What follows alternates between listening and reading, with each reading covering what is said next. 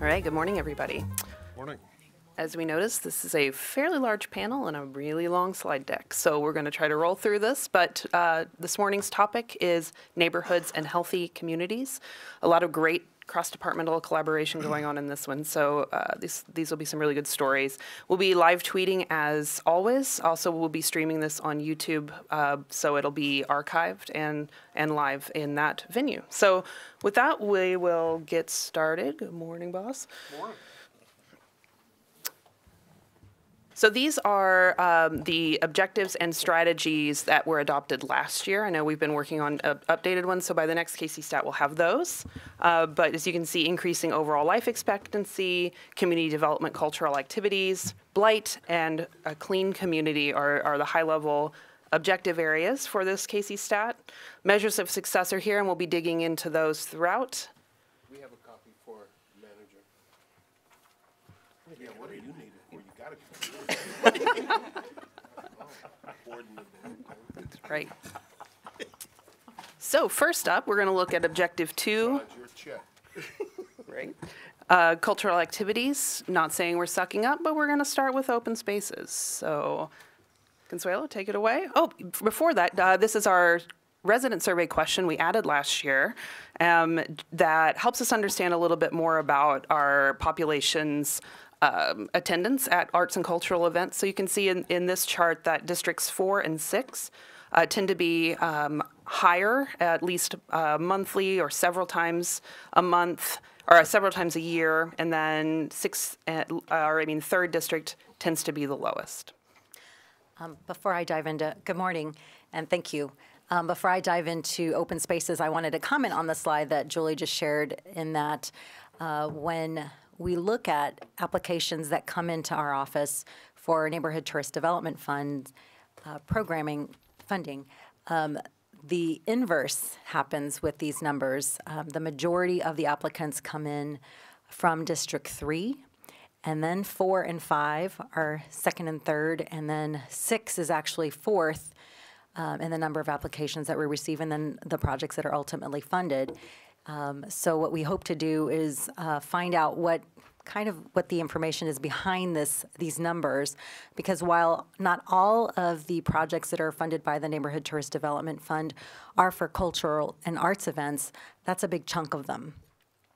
So what we're doing is working with Kate to perhaps come up with the survey through My Sidewalk tool to find out what's behind the numbers in terms of the barriers to entry for arts and cultural events, and then also to perhaps find out how people are defining culture and events, culture and arts events, because people may think about culture and art happening in museums and performing arts centers, but not necessarily in their backyard, at fairs, or at community centers, classes, and the like in their neighborhood. So wanted to update you on that too. As far as open spaces goes, it's less than 3 weeks away, so we're really excited about it. This is something that is so unprecedented for the city, and there's so many moving parts to it that I think the fun challenge that we have is explaining what exactly open spaces is and the range of activities and the range of locations that open spaces covers. And as you can see from the maps here, it covers a large part of the city, and not just KCMO. There are also partnerships happening outside of Kansas City, Missouri. We have locations in Johnson County and Independence, KCK. And then for Kansas City, Missouri, we have specific areas like Swope Park. That's where the bulk of the activity is happening.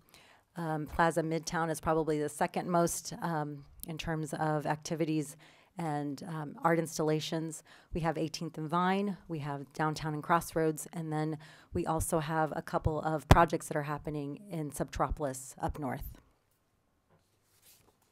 The last announcement that was made was about the weekend, which is one of the components of Art Open Spaces. Headliners Janelle Monáe, The Roots, and Vijay Iyer, and all of that is happening at Starlight in Swope Park, October 12th through the 14th. We're very excited about that. I think once that announcement was made, people started to perk up a little bit more and try to find out more about open spaces and have a better understanding of what open spaces is about. Next slide. Again, open spaces has so many moving parts. Early on, we made a big decision about how we were going to describe what open spaces is. And basically, it's four major components, which consist of the exhibition, which are over 40 contemporary art installations that are happening throughout the city, as you can see on the maps. Every part of the city that is represented on that slide where the maps are is where exhibition installations will happen. And these are installations that are projections, that are sculptures, a sculpture that is in the middle of UMKC, working with an artist in Swope Park. A dead tree is pretty much literally brought back to life with by an artist who will coat it. And I think one of the great things that we get to communicate in our outreach efforts is that all of the artists have put a lot of thought into where the art is happening. It's not just about an artist coming in and saying, oh, I have this great sculpture and I'm going to put it in the middle of a park or on a sidewalk. It is about thoughtful connection to the history of the city, to the place where that sculpture or that art installation is located. And there are a lot of beautiful stories that we get to share about where those artworks are and how they're free. People can access them anytime and with families throughout the city. The second component is the village, and that is also happening at Swope Park. Every weekend, the village will be active. It will activate the Pavilion 1 right at the entrance of Swope Park with free performances, and we have local vendors that will be selling homemade or handmade goods, and we have also local food vendors that will be selling works or selling food at the village. The third component is expanded field, where that's really about partnerships that are happening metro-wide. We have arts programming that is happening outside of open spaces. It's not curated by open spaces, but because we have visitors and residents that will be coming for open spaces, we want people to understand all that the city has to offer in terms of programming. So it could be something that is happening at the Toy and Miniature Museum. It could be something that is happening on Parks property, on another Parks property at Casey Melting Pot Theater, the William Jewell Harriman's Jewel series, and then the symphony performances, for example. And there's also a Latino Arts Festival happening in KCK at the same time.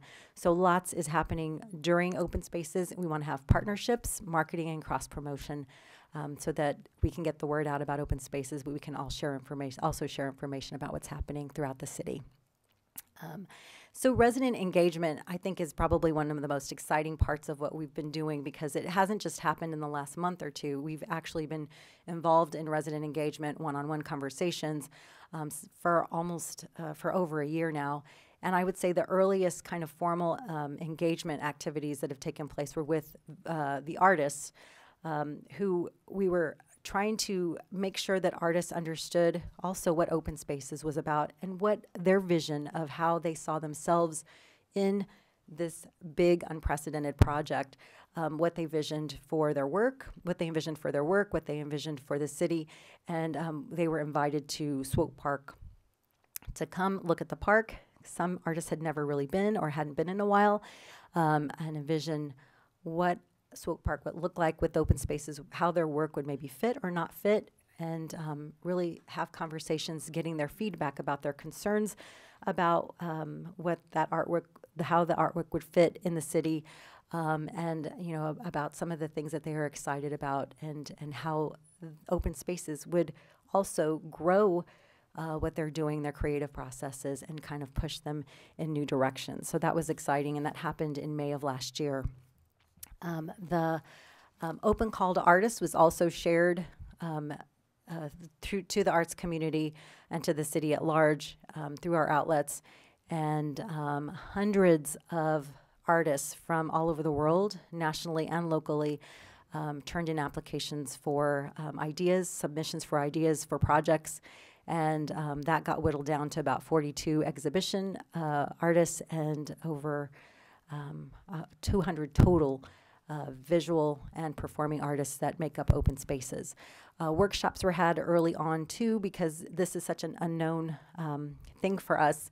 Workshops were had across the different community centers to share information about the call and to answer any questions about what Open Spaces is about, and to answer any questions about the call for artists and the submission process.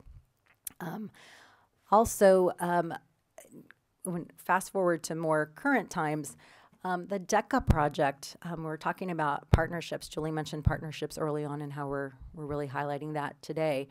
DECA is a project that is happening with Michael Toombs and BJ McBride, local artists that we're working with students in 10 of the community centers, with the kids that were participating in summer camp. So DECA is a project that, DECA is Latin for the number 10.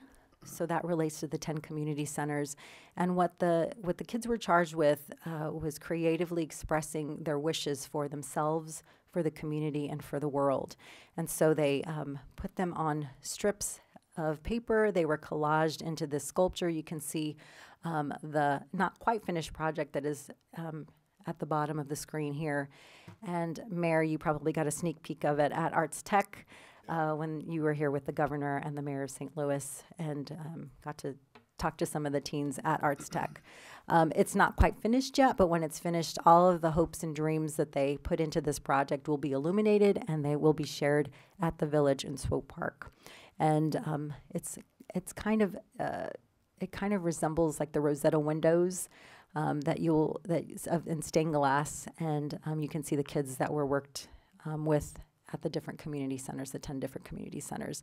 And the wishes, were everything from, I want new sidewalks, I want to not hear gunshots, I want a new president, to I just want something, I just want books. So a lot of that will be illuminated with this piece at the Village in Swope Park. So that was one community project related to open spaces. The other is our partnership with Arts KC. They have a calendar, an online calendar, and our expanded field listings, and all of our listings are included will be included ultimately on Arts KC Go, so that people have information booths. We're having information that will be shared at back to school events. We're partnering with different departments to see if we can tag along and share a booth. We contacted the Kent City, Missouri School District early on, and they have offered to share information through their newsletter, because sometimes paper gets lost, and this way they can communicate district-wide. We recently met with, thanks to Sarah connecting me with Cheryl Hampton, with the health department, to find ways to also share with everyday citizens that access health department services about open spaces, about the free programming, about the concerts, about everything that's happening within the different neighborhoods. And Cheryl has kindly agreed to share some airtime on KPRT in the next couple of months about arts and health, so that people can we can share connections, possible connections through the artwork that is installed throughout the city, and also about some of the initiatives that are happening with the health department too. We have a KC Water newsletter that is going out with September-October bills, it's September and October mailing, and then we also will have inserts going out with the October bills about open spaces.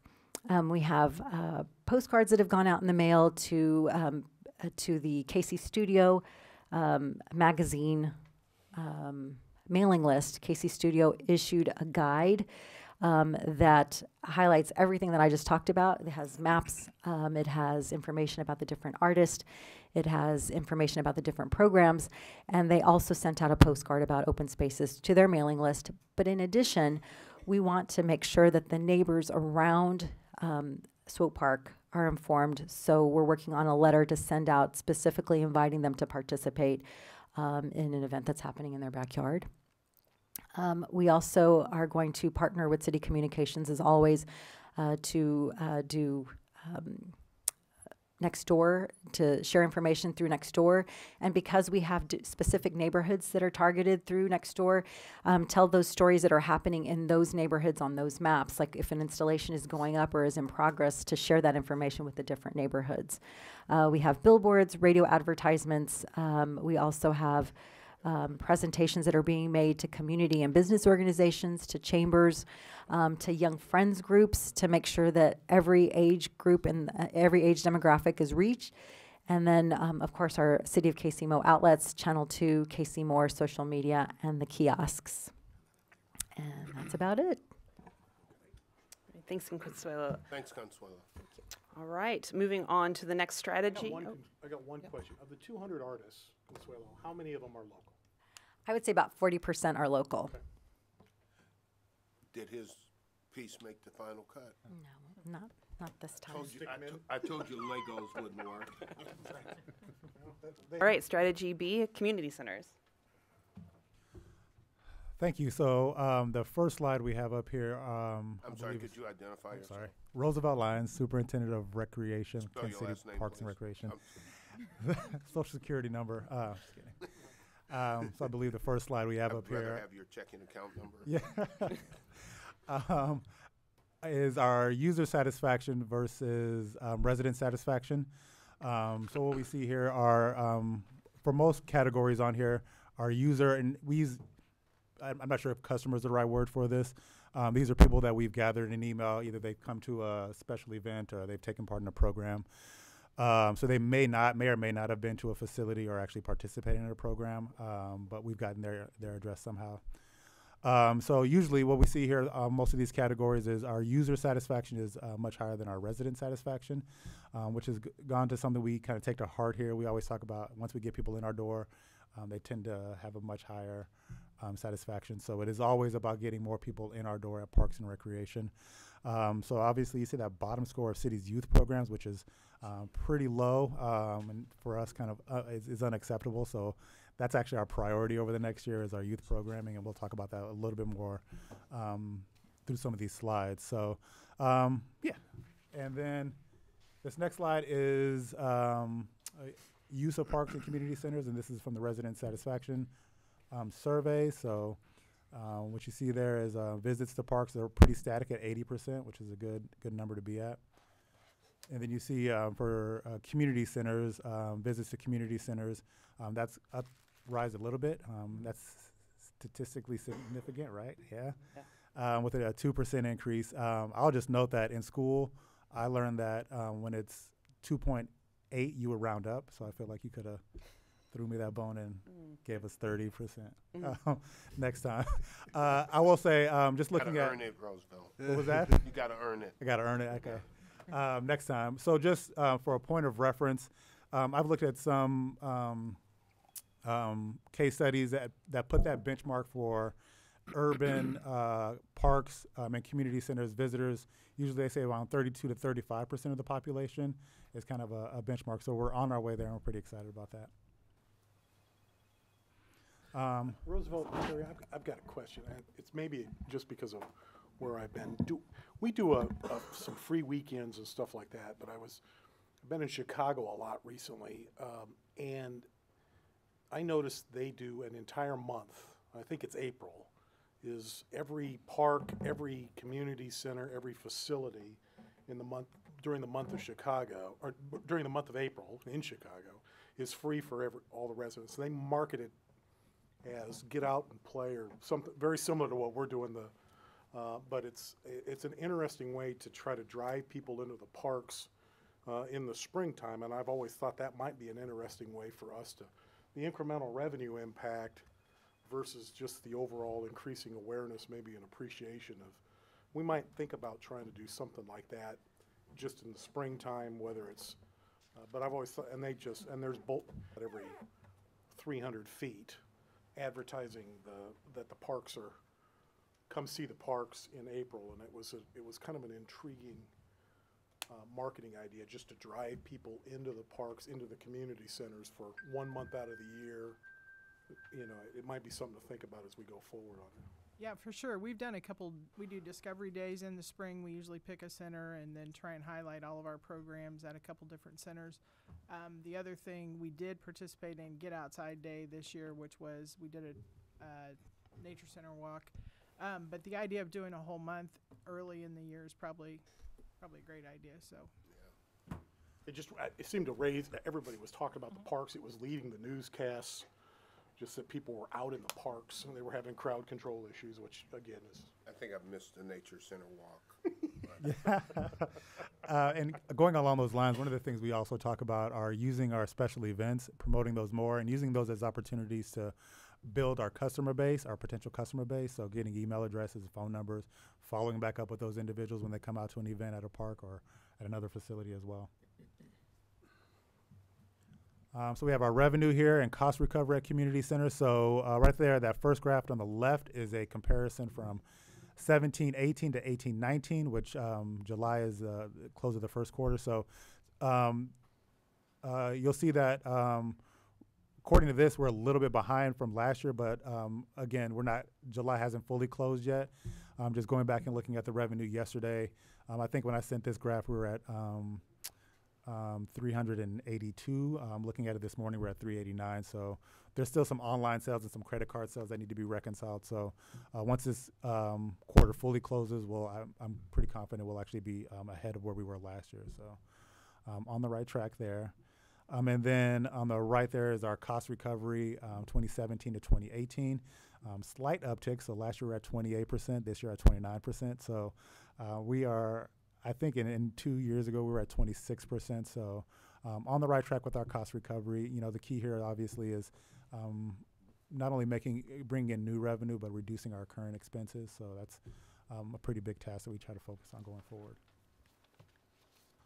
Casey Park Summer Camp. So this is one of our largest programs that we do in the summer. It is my favorite program that we do all summer long. So this year's camp attendance, we had kind of a unique situation, which I'll talk about going through these. So we actually had our kind of traditional camps at 6 of our sites this year. So we had 2,017 individual enrollments, and this was at the time of when we sent these slides, so that's probably up a little bit. 518 unique users. So that's, and a unique user would be one kid enrolled in 1 week of camp. So that kid can come multiple times, but that's just that one kid. So on average, we had about 250 kids a day at our 6 sites. And over the span of the summer, through our summer camp, we had our summer camp, plus we worked with Upper Room, and then we also did some work with Academy Lafayette this summer on some summer programming. And on average, we had about 1,100 kids every week doing some kind of summer programming. Camp revenue, this is a comparison from last year. So we're currently at $175,000, which was at the time of this. Comparing that to the same point last year, we're at $183,000. So this year we had a partnership with Upper Room, which I believe we'll talk about in the next slide, and where they actually programmed 4 of our sites. Actually, it's not on the next slide. So at 4 of our sites, we actually partnered with Upper Room at Greg Clyde Southeast, Brush Creek, and Garrison. And they provided a program free of charge for Kansas City Public School students. There it is. So completely free to Kansas City Public School students. They've really focused on reading comprehension and continuing trying to fight that summer lag. So they had about 241 students average daily attendance at those 4 sites. So that was a good sign as well. Just to wrap up our summer camp, or not, I guess there we go. So here's our survey results for our summer camp. We do 2 surveys throughout the summer. We try to do one in the middle to kind of give us some information about what we're currently doing and how to improve that. And we do one at the end. So we're doing one at the end right now. This is our last week. Last week we took our kids to Worlds of Fun. So that's a big trip for our staff and a lot of fun. Pretty expensive, but it's a good time. So this is the one from kind of midpoint. So we had 72 respondents across our 6 sites that we program in-house. And overall, we had really good results from that. So as you can see, overall, 97% of respondents said the program was either good or great. They ranked our staff as 94% ranked our staff as either good or great. 97% said their kid had enjoyed the summer camp. 50% were first-time families, which is continued from last year. We had about the same last year too. So we feel good about that. It means we're keeping our current families happy, but also bringing in new families. 82% have said they're likely to return, with a very small percent that they said they wouldn't. I can't remember what that is off the top of my head, but some said they didn't know, and that could be for a lot of reasons. And then 95% ranked our camps as above average for the best value compared to other camps, which is a good indicator as well. And then we always ask kind of what do parents want to see more of, what's their favorite part of camp. And so you see that top ranked programs at the bottom. So swim lessons is the number one thing that parents want in summer camp, followed by sport instruction and then outdoor education as well. So, and we take those results and actually use those in our broader programming as well and make sure that we touch on all those things. And then we had a few partnerships this year. So this is our second or third year partnering, with Restart. And we offer summer camp to a number of families over there, free of charge. Restart provides housing or shelter for homeless families. So you can imagine there's a lot of kids over there without a lot to do. So we had about 12 of their kids over at Westport. And then we also worked with an organization called Hillcrest Hope, which does transitional housing for families. So these are parents that are in transition, trying to find a job and all those kind of things. So you can imagine juggling some childcare situation is also hard. So we actually had 2 families there that we offered, again, free of charge summer camp opportunities for that. Transportation, yeah, we picked up those Restart kids every day. We picked them up because we know that's an issue as well, and we dropped them off back at Restart every morning. So thanks to Alan and his staff, Alan Schmelsley at Westport, because we know that that's actually a lot of work and a lot of scheduling issues there. I talked about Upper Room, and then Academy Lafayette, we actually worked with them this summer. They approached us and asked us, they were in the middle of trying to figure out some activities for their kids. They have about 800 students that they do a 5-week summer camp for. They approached us and we said we'd be happy to help. And so we had a 5-week program where we had a different theme. We did golf, we did ice skating, we took all the kids swimming, we did a basketball kind of 101, and then we did some nature outdoors education as well. So on average, we had about 620 kids throughout the week, so it's about 150 kids every day. It was a real challenge, but it was a good opportunity to reach new families and also bring in some new revenue. Club KC Mayor's Nights. Talking about another one of our large programs that we do in cooperation with the Mayor's office is the Mayor's Nights program, which consists of night hoops, night kicks, and night nets. So night hoops has been around for going on 23, 24 years. This is actually our 3rd year programming this program in-house, meaning our staff is providing the program versus contracting with another organization to provide these programs. We had 47 teams, which is the most we've had in recent. It's the most we've had as far as I know. And then so that's a 25% growth over last year. Again, so it's always hard when we take on these new programs because this is a big program. But we actually save a lot of money when we do it in-house and provide and kind of repurpose our current staff and hire some seasonals versus contracting out. In the past, we were paying somewhere around $120,000 for this program, and for this program alone, it'll probably be somewhere around $45,000, $50,000 maybe this year with our current staff. So Night Kicks, again, this is our 1st year programming this in-house at 9th and Van Brunt. This was actually, we decided to take this one on kind of at the last minute, but I definitely pushed my staff on this one a little bit to do this one. We had a slow start, but eventually we got to the point where we had 35 teams, which was awesome as well, and a 9% growth over last year. And we worked with a lot of partners on this, a lot of organizations out there that do youth soccer. So night nets we still struggle a little bit with. We're still programming that one in-house. We only had 20 youth this year, but what we're hoping, this will be our 1st year kind of implementing a year-round volleyball program. So we're hoping that's going to boost attendance to our night nets program going forward.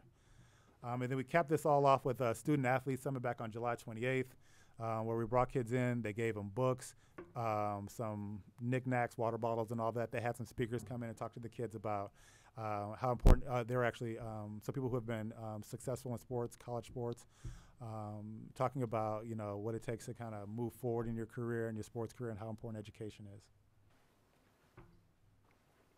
Club KC, this attendance is actually down pretty significantly this year. So we're down to about 242,476 attendees this year. We've seen this downward trend for the last few years of Club KC. I believe last year we were somewhere around 4,500, 6,000, I think, overall after Slides Rock the Block. And what we're seeing is for those activities, for those programs that are very specific, when we do stuff like whether that's art-specific programming or music-specific programming, we tend to have a higher turnout. There's a smaller number of kids that are interested in that, but where we're not seeing the big kind of turnout is for those larger events that we used to do, kind of the bigger dances. There's, for a couple of years now, just more options for kids to do than when we started this process. So we tend to we're going to, going forward, kind of focus on more of those specialized programs, the more arts related program, the more dance, the more kind of specific programs that reach a target audience. Field trips and door prizes, we do all that good stuff every year. So last time I was here, we talked a couple of priorities that I listed. One was public engagement, and I said that going forward, one of the things that I wanted our staff to really focus on this year is public engagement and make that a top priority. So we talked about our current state, which was reactive. It's one of those things that we talk about being, we all know is important, but it's hard to find the time to go out there and hit the pavement, make those phone calls, and do all those things. And then we didn't really have a good mechanism for accountability. We had included those in business plans, but we didn't have a real good way to make sure our staff was going out there and doing those things. So you see on the right is our desired state, so more proactive. Our programming is actually driven by feedback that we get from the community, creating a reward systems to track and reach those outreach goals. So how are you getting there, and where are you in the process? Good question. You can go to that next slide. So the first thing we decided was to have a training for our supervisors. So we're making this a part of their top priorities, supervisors of recreation, which are the center directors. So we started with a training. So we wanted to get everybody kind of some common knowledge on what public engagement and community outreach is. So we actually worked with the KU Public School Public Management Center. I took a training from them. I got a certificate in public engagement from them, I want to say back in January of last year. It was a really good training, and they talked a lot about, depending on what your goal is for outreach and what you're trying to drive your participants to do, that's how you design your outreach efforts. So if you're trying to inform somebody, maybe a town hall style is appropriate. If you're trying to get some collaboration, a town hall style might not be the best outlet for that. So they talked about what the spectrum of community engagement is and kind of the purposes behind it. We talked about some specific activities that our staff can do, some questions that we have on our plate that we really want to answer and get some feedback, and we kind of worked a scenario called World Cafe around that. So my staff got to participate in kind of this hands-on exercise to talk about World Cafe.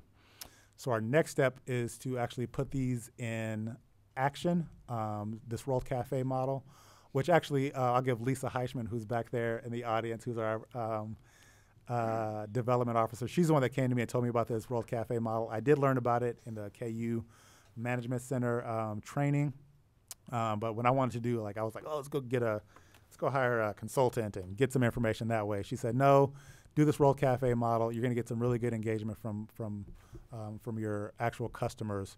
So the purpose is you invite people, your target audience, who you want to actually consume this product or service.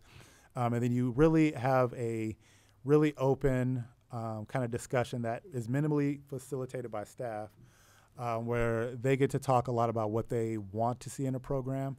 And it's kind of a round robin style where everybody moves to a different table and they talk through this, and there's a report out. And so you take all that information, and now you've really engaged people in this meaningful process who you hope are going to be your customers going forward. So we've got some sessions scheduled for later on this August.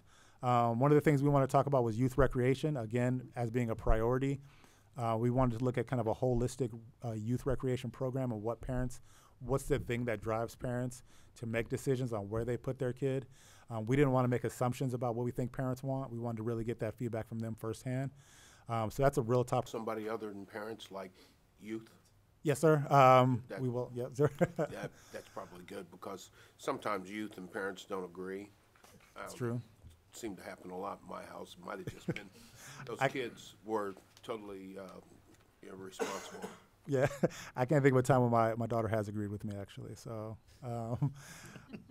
Your foot's wrapped around that cord, so if you pull, there you go. all right, thank you. I don't want you to That have was my to buy exit a plan, actually. microphone. So Southeast Community Center, we actually have a pool area there that we've had some problems with over the last few years by the way it was designed, and keeping those really small pools up and running.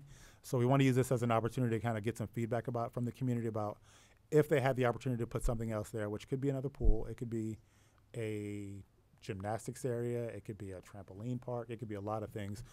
What would they like to see?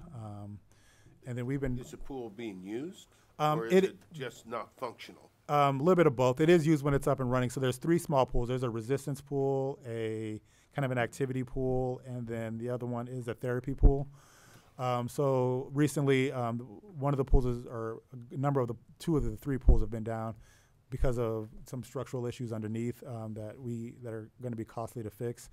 So a number of them have been down for a long time, and even when they're up and running, we tend to have problems and have to kind of go back and fix them.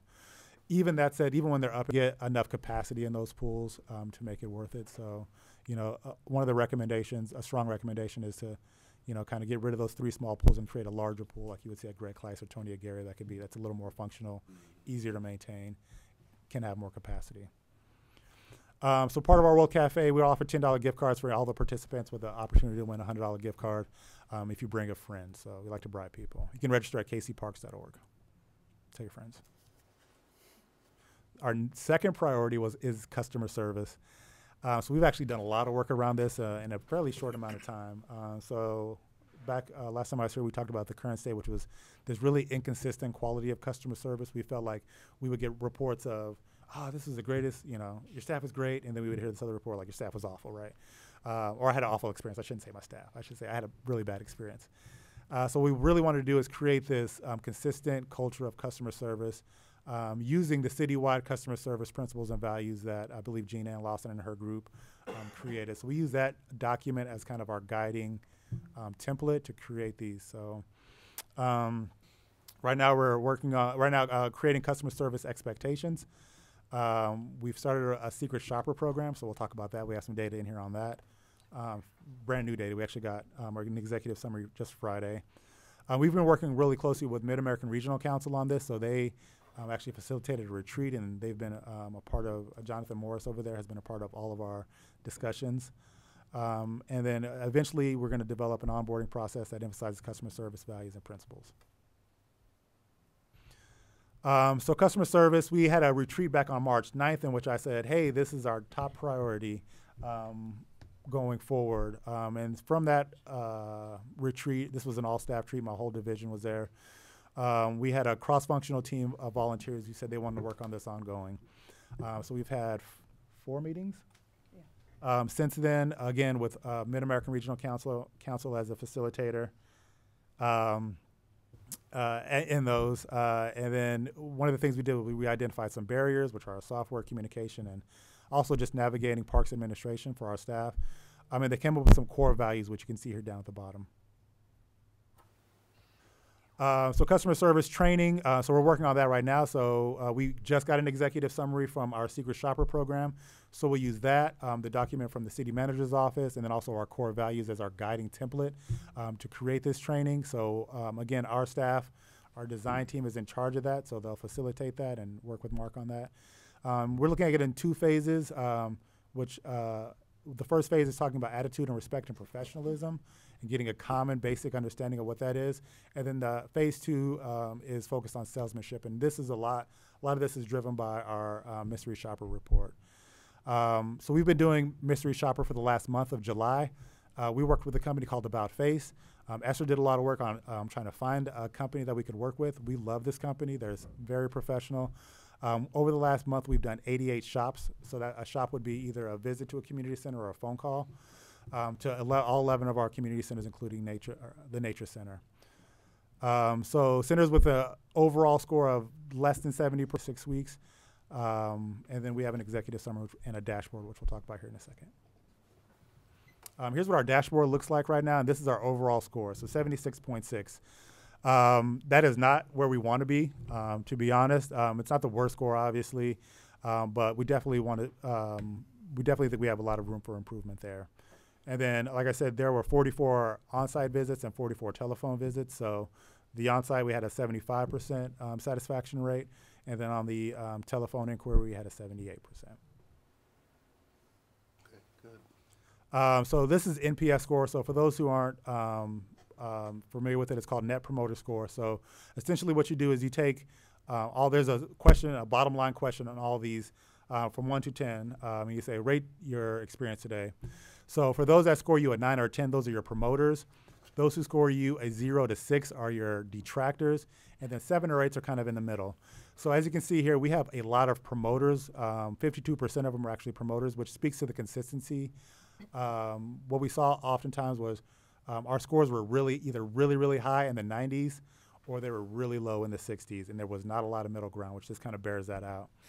And then that second graph on the right for the voice of customer, for those promoters, when you ask them, like, why'd you give it a great score, 70 is that about half of them said the customer service, and the other about, I don't know, is that 30% said the overall experience.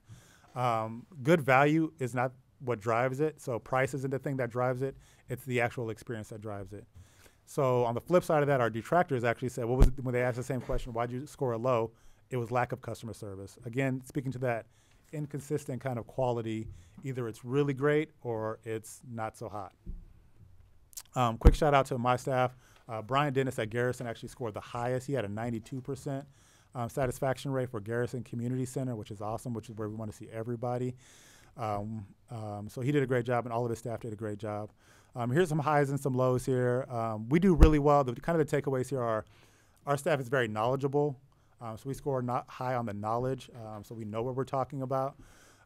Salesmanship, we score really low. So actually taking that extra step to say, hey, this is a great program. Can I sign you up for this? Our interior and exterior, the buildings look good. Over the phone, most people say they would visit our center. Greg Kleiss actually scored the lowest in there. And again, 80% of our comments were about, negative comments were about the customer service. Again, this was summertime also, so we saw some, they actually identified the person they talked to, so this might be, we saw a lot of seasonal staff there, which we said, hey, it's probably not the best idea to have your seasonal staff as the first person they greet if they don't have the training to provide that, so that really drug our scores down, but there's lots of good data in these reports, everything from like wait times to just a ton of good information that we're trying to sift through. So we wanted to provide some incentives and also the carrot and the stick, if you will. So we're actually awarded a $100 bonus to the center director who got the highest score. And then we also provided $50 bonuses for everybody that scored 100% on the section that's called team member, which they have direct control over. Also, we awarded our building maintenance staff $50 bonuses. The building scored 95% or better, and we did that to the Spot Award program. So they'll actually see those bonuses on their check this Friday. Lunch for the center that scored the highest. Altogether, we had 16 staff members who were awarded bonuses for a total of $850. If you scored less than 70%, center directors they have to provide an action plan to get their centers up to 75%. Letters of counsel, so we'll actually have some conversation with those centers and those staff who score less than that. I'll say this was a really hard process. The 88 shops were a blind kind of baseline, so our staff had no idea this was happening, but we saw every one of those reports, and I read every one of those reports when they came in. So when I saw 35% or 40%, it was really hard for me not to go and call my center or text and say, what the heck's going on? There was plenty of texts that I started and stopped, and my staff actually talked me down a little bit and said, Roosevelt, let's just let it play out. And we wanted to use this as a baseline and not like a gotcha, like we didn't want to use this as a punishment, but just to get some information. But we are going to do some coaching around this for those that really score low, and hope to see those scores improve. If not, we'll take some disciplinary action. We made some improvements to our facilities, new equipment, new front desks, new seating areas, all to make this the customer service experience, to improve the customer service experience there. So we want a much more open and inviting community center. Next up, so we're going to deliver our training, implement our action plans for those unacceptable scores. I felt I had to put together my own action plan for my division because I think that accountability goes both ways. Like I said, 76% isn't an acceptable score. We'd like to get to 90% consistently. Our immediate goal is to get to 82% regularly on these mystery shopper programs over the next 6 months. They will be back out every quarter to come retest. So, and then we just got up and running our Happy or Not kiosks, which there's a picture of it right there. And essentially what it is we started this Monday. Customers will, as they're there, they'll have a question on that kiosk that says, please rate our service. They can hit that green button if it's really good or that red button if it's really bad. I get those reports through an online portal in real time. So what we have is the Secret Shopper program provides this new perspective, fresh set of eyes on what they're seeing. And then we're getting some feedback, some really instant feedback from our customers, our current customers. And this data, again, is broken down by hour, so you can see kind of where your pain points are, the center, all that kind of stuff. So we're drowning in data at this point and trying to, we got to sift through it. Try to use it and create some a way to report all that out. This is just a quick graph that shows kind of what we've invested so far in customer service and improving our customer experience. So Mystery Shopper program, $15,000, $850 for spot awards. Our staff time, we wanted to make sure we in our staff meetings and how much time we spent on that. Facility upgrades are a big part of this, so about $180,000 so far just in this first quarter, just on improving the customer service experience for our guests. Just on some good news, we hired a inclusion coordinator, so we felt like we really needed to rededicate ourselves to inclusive recreation for people with or without disabilities. So we hired a coordinator. Her name is Taryn Anderson. She's great. And she's responsible for looking at our current programs and finding accommodations for parents who may or may not need them, but also creating some programming that's inclusive of everybody. She's working with our Special Olympics program. Last winter we had a basketball team. We're going to have bowling coming up pretty soon. And then we have a cast and blast, a fishing and arrow rifle program with the whole person coming up here in the fall. All right. You ever thought about putting a coffee shop in any of them? We do, yeah. We actually have talked about putting a coffee shop. Lion Creek we think is a great opportunity for a coffee shop. We have a lot of parents there who bring their kids for ice skating lessons and all that. So that is. What about Southeast? Southeast is a good option as well. Greg Kleiss is also a good option. All three of those are really good options with a lot of traffic. So yeah. Cool. Thanks. All right, awesome. I would note that I was hosted by Roosevelt's division for the division manager exchange, and I didn't break anything. So learned a lot from what they were trying to do and saw their commitment to data firsthand. So yeah, and Julie and Bo actually came up. They sent us the information on the Happy or Not kiosk and all that. So thanks, Julie. Yeah, absolutely. Good. All right, that takes us to the next objective on life expectancy. Oh, is that Well, is that us? Is this the segue slide? Yeah, these are the segue slides section. Yeah. between parks and health. So, hello, good morning. Dr. Sarah Martin, Deputy Director of the Health Department, and passing off from the Parks Department, thinking about our LifeX projects. And this was kind of the first project we did after our first Life Expectancy Summit, thanks to the park staff. And so we have, in the last slide, you'll see we actually kicked off our second wave of people. So this is going to be place-based eligibility for free community center passes. But this time we did something different. And you're going to see from eventually when we talk about the data from the first wave, that we're not getting folks we're not getting a good number of people into the community centers in this group. And so we thought we could do some experimenting. So we randomly assigned people from the 6 zip codes who showed interest into 2 groups. So either they're getting it free or they're getting it for a small amount of money. So like $5, like we just said it was like a card fee. And so we're really interested in seeing whether when people pay a little bit of money, if they have a little bit of ownership over that pass, and it increases the number of visits. So we kicked that off in July. You'll see this is the latest data here. Basically, we have over 3/4 of the folks who enroll in this first wave program do not visit a community center. Now, there is some data collection stuff around, like when they scan their cards, are they getting categorized? But we can say it pretty much mirrors, I think, just like the general public, like a smaller percentage are going. However, what we noticed over time is that once we get them in once, they visit once, the number of times they visited per month went up. So if you get them in the door in the beginning, we're seeing like they're going more often every month. And so that's something to be pretty grateful for.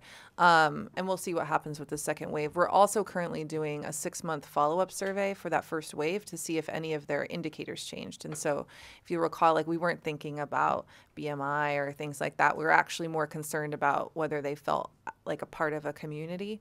And so interested to see what happens there. People are like they're moving towards going morning and afternoon. You'll see in the next slide. And Greg Kleiss continues to be the most popular option in those 6 zip codes.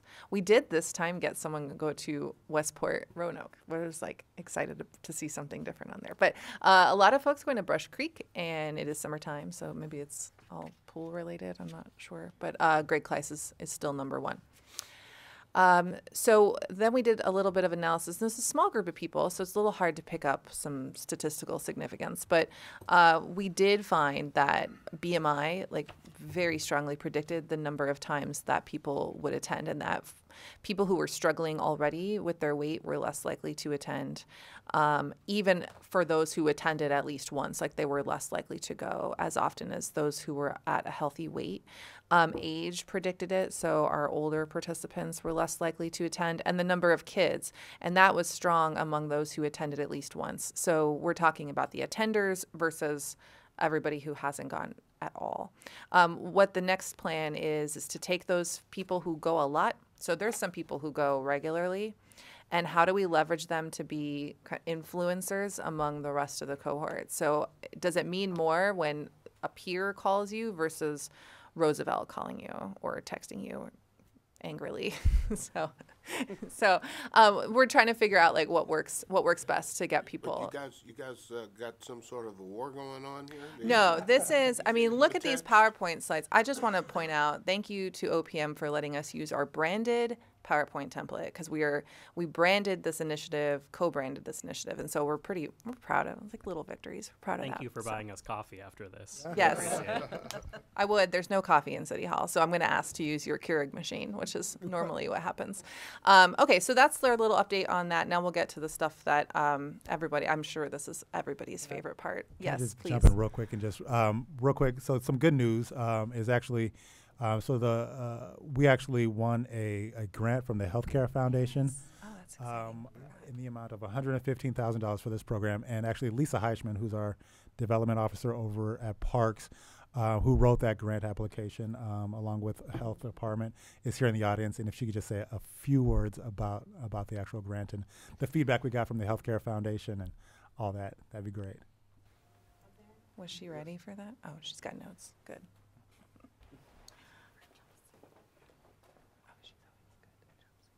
I'm just going to warn everyone that Roosevelt texted me about 20 minutes ago and let me know he was going to ask me to do this. So we are really excited about this opportunity. Parks got involved when the health department hosted the summit back in November. Terry and Mark were moved by the data and discussions that were had at that conversation, and we knew that there was more that we could be doing to really move the needle on life expectancy. So that's when we got involved. Immediately went to the Healthcare Foundation because we knew we would need additional resources to support this work. And they were so excited, could not wait to be a part of partnering with the city on this initiative. And this is, this year's grant funding is an entry point into what I believe is, years down the road of support and partnership.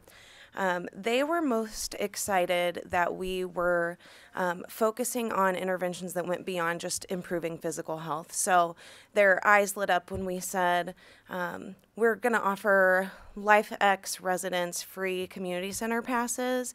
And Terry jumped right in and said, but we know that's not enough. We know we have to focus on building healthy neighborhoods, building leaders within neighborhoods. And they were very excited to hear about that. Additionally, in addition to resident leadership, we are focusing on internal capacity building. So if we are engaging resident leaders, encouraging them to advocate for building their healthier neighborhoods, we know that we need to be ready as well to respond to that and partner with residents. So we will also be focusing on spending some of those funds, looking at our own internal policies and procedures that might possibly undermine our attempts to partner with residents. So the total grant award is $115,000. It's a 1-year grant term. We just started it. Our Parks Board will adopt a resolution on August 14th to approve this, and then we will come to City Council to pass an ordinance and do a public announcement of this grant funding. But the majority of the funds go to support staff, salary, capacity, and then partnership with the Kansas Leadership Center, who will be coming in and leading this resident leadership and engagement and internal capacity building work. We're also throwing in community health worker training for, I think, 21 staff members so that we are better able to understand our residents, partner with them, recognize certain symptoms and signs that might need more attention. And then we're also adopting some innovative technology to communicate with the resident cohort more effectively.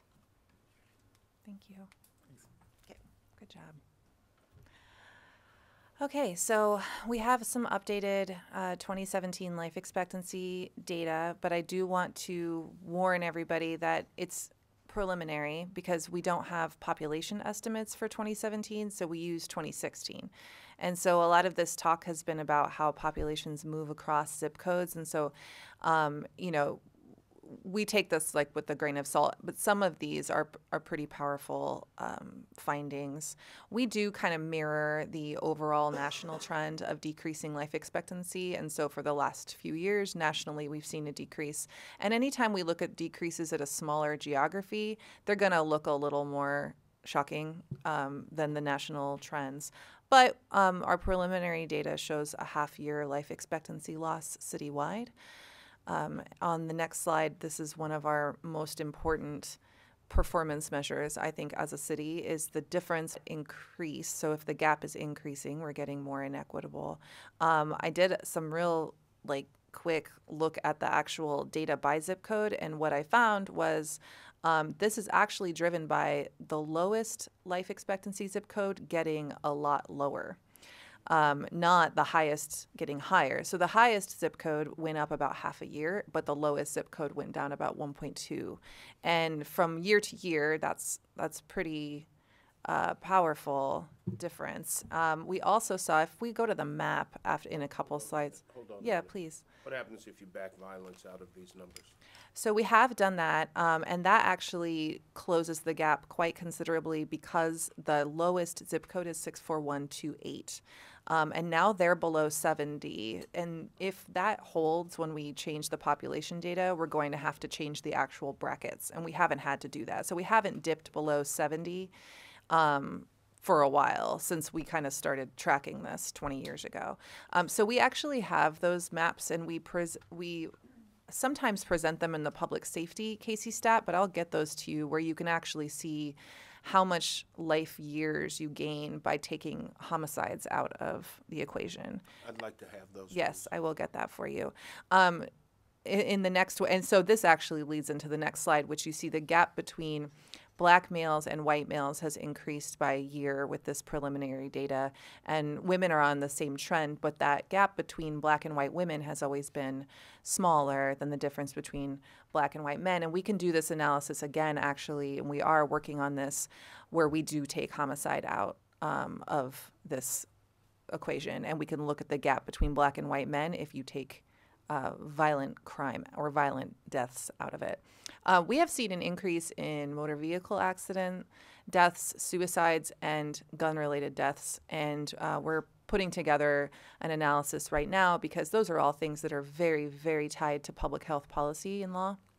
And so we want to think through how we communicate that. But again, next time you see this, we're going to have the more stable estimates. But that's a pretty big increase, and not in the direction we want to see. So if we look at the map, though, I can point out where we've seen some changes. So 64128, like I said, is the lowest. They have lost about 1.1 years life expectancy, and those are kind of 4-year averages. So, and again, using 2016 population data.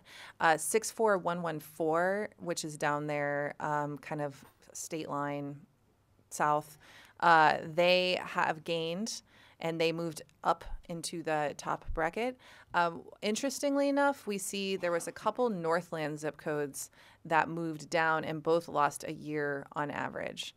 And so it's going to be interesting when we plug in like the population changes and how people are moving across the city or out of the city or into the city, how that changes this. And so when we did the analysis before and we looked at all the differences over time, about 80% of the difference at the zip code level is someone moving in or out, not people staying and actually like the environment's changing. However, that does not hold for when we look at homicides.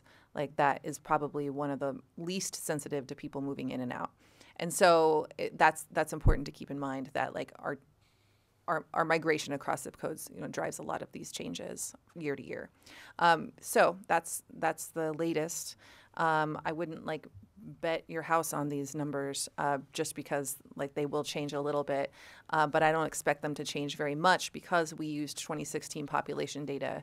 I think it's relatively close to what we're going to see at the end of the year. Are there any questions on that data before I move forward? I'd just like to add one other piece to this, that 2017 is still preliminary, but if we have 3 years in a row where the U.S.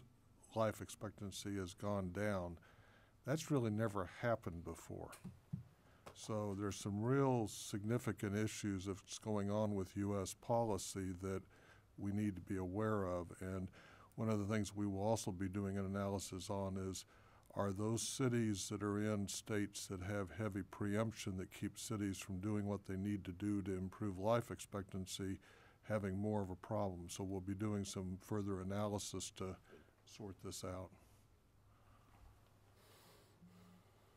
I do want to say on the LifeX kind of initiatives, that was really like the foundation for our local health department of the year application, and which we won. It wouldn't be a health department like Casey Stat if we didn't mention awards. We won. So that we won that, and that was very exciting, and we're the only department to win it twice. And so I want to like publicly thank all the other departments sitting up here, because it was because of you and your participation that we won that, and everyone in the community, of course, as well. But that was like very innovative to see other departments like mentioned in a health department of the year application. So good on you guys. Our resident survey dashboard health status questions, which we added, and again, like a big thank you to OPM for allowing like the health department to kind of shift some of these questions to be more outcome based, to see what kind of impacts we're having. This relationship between income and health status is becoming more pronounced like every time we look at the data. And so we have like 29% of people who make less than 30,000 in fair or poor self-rated health. And some people roll their eyes around self-rated health status, but it is one of the most like important predictors of actual physical health without going and giving everybody a health screening. It's very, very correlated to actual health. And something about just feeling in bad health, like even if you weren't, is important for us as a city as well. So, people up top over 100,000, they're doing great. If we look at the racial inequality above 100,000, we still see though, like there is still a racial inequity in life expectancy and health status, even among people who make a lot of money. And so that's something we have to keep in mind, especially going towards the mayor's event on the 29th. Always a good time to plug that race matters. and income matters too, but they both matter independently. And so, and then of course there's the link to the resident survey insights. You can play with that data. And we'll have lots more ways you can play with that data soon. I have lots of ideas. Okay. And then this is by council district, and we continue to see that council district 3 and 5 are the least likely to have residents who say they're in excellent or good health.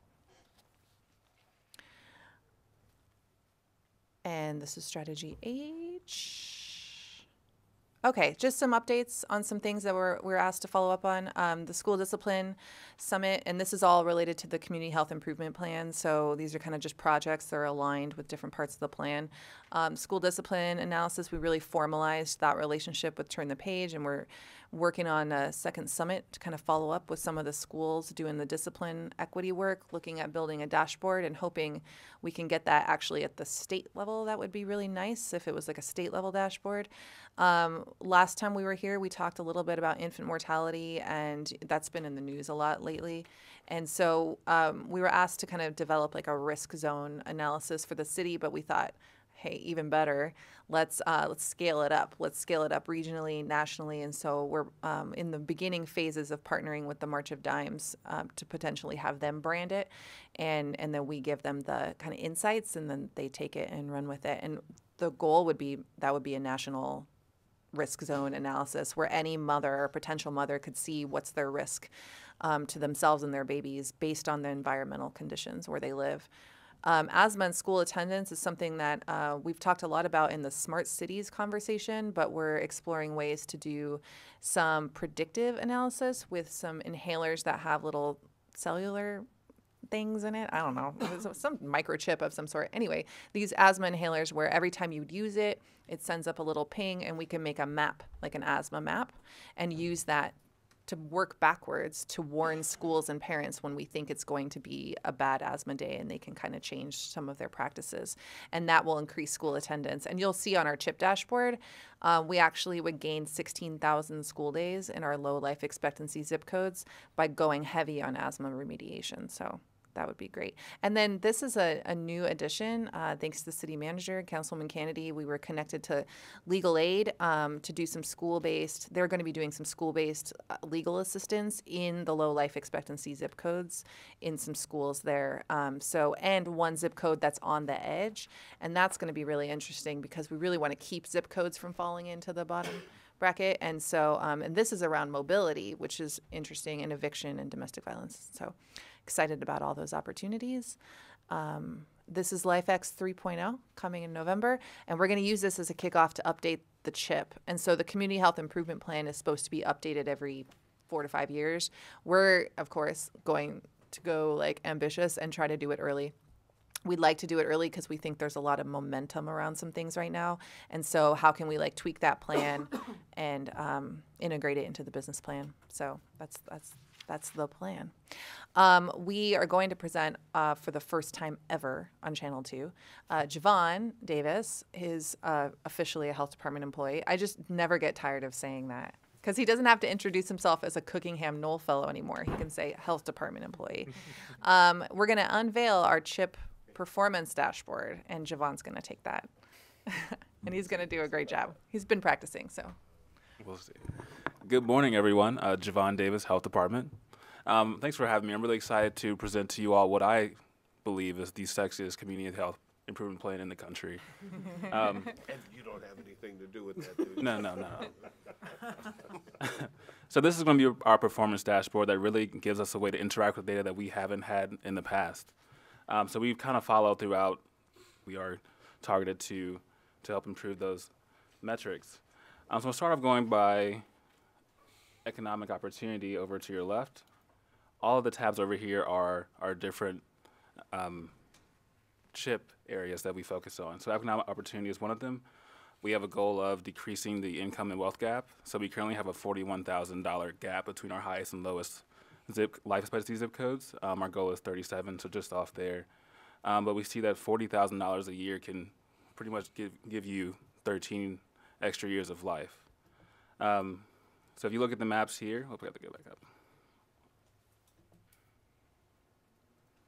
The maps here are, you can interact with them fully. You can hover over different areas of the city and show the metrics there, zoom in, zoom out, all of that. We've been talking a lot about predatory lending here recently. So our APR in Kansas City is 440%. Our goal is 36%. So a little bit off there. Hopefully to improve that. But if you go down, we can see that our average APR over time has been going up while, so you can, our payday loans are going down over time, but if we can change the metrics here, we can show like the average APR, and we can also show the percent of payday loans that are defaulted.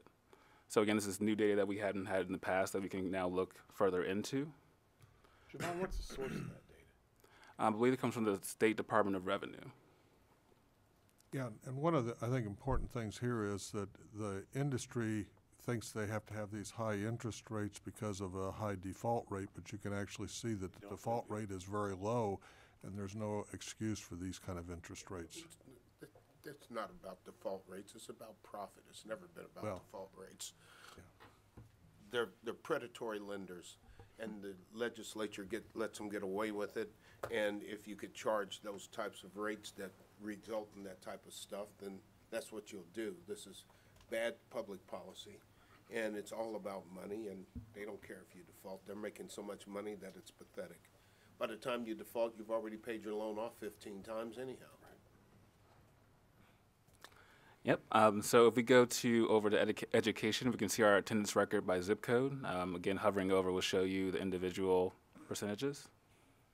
So our team actually was funded to go to UCLA to study how we can predict return on investment based on public health outcomes. So if we go down to asthma, and if we really invested in asthma remediation programs, we could see 17,000 days kids are in school. We could also see 60,000 days, with less symptoms. We could see 831 people who are not going into the hospital. So this dashboard really gives us opportunity to, do some predictions and kind of model some policies in the future that we haven't had in the past. So if you just want some quick stats, we have a performance summary here that goes to education, violent crime, economic opportunity, mental health, preventive health. All of our major CHIP goals are right here in this one tab. And if you want people to get involved, we can point them here as well. So if they want to support our education goals, they can go over to this page and they can be directed to Turn the Page KST, Lead to Read, Reach Out and Read KST. And we have a lot of different resources here based on the goal. So, this dashboard is really new, really fresh, and really gives us opportunities that we haven't had before to interact with our CHIP data. Thank you, Javon. Thank you, My Sidewalk, as well. They've just been such a great vendor partner with us on this. They really get what we're trying to say, and they came up with a lot of this copy, and so that was pretty cool. Okay, and I'm done. So I'm going to pass it. Yes. Where can people find this site online, or how should they find it? That is a great question. They can go to Twitter because it's been tweeted out multiple times.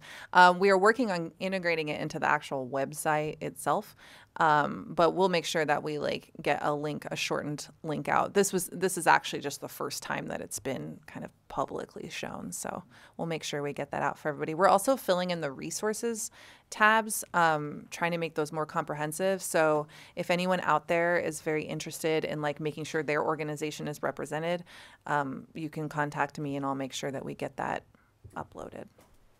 I'll pass it to Tiffany now, I believe. Good morning, Tiffany Wilkinson. I'm the Division Manager of Communicable Disease Prevention and Public Health Preparedness at the Health Department. And I'm here today to update you on a few of the strategies that we had. First of all, our update of the Code of Ordinances for Communicable Diseases. We actually completed this late fall last year.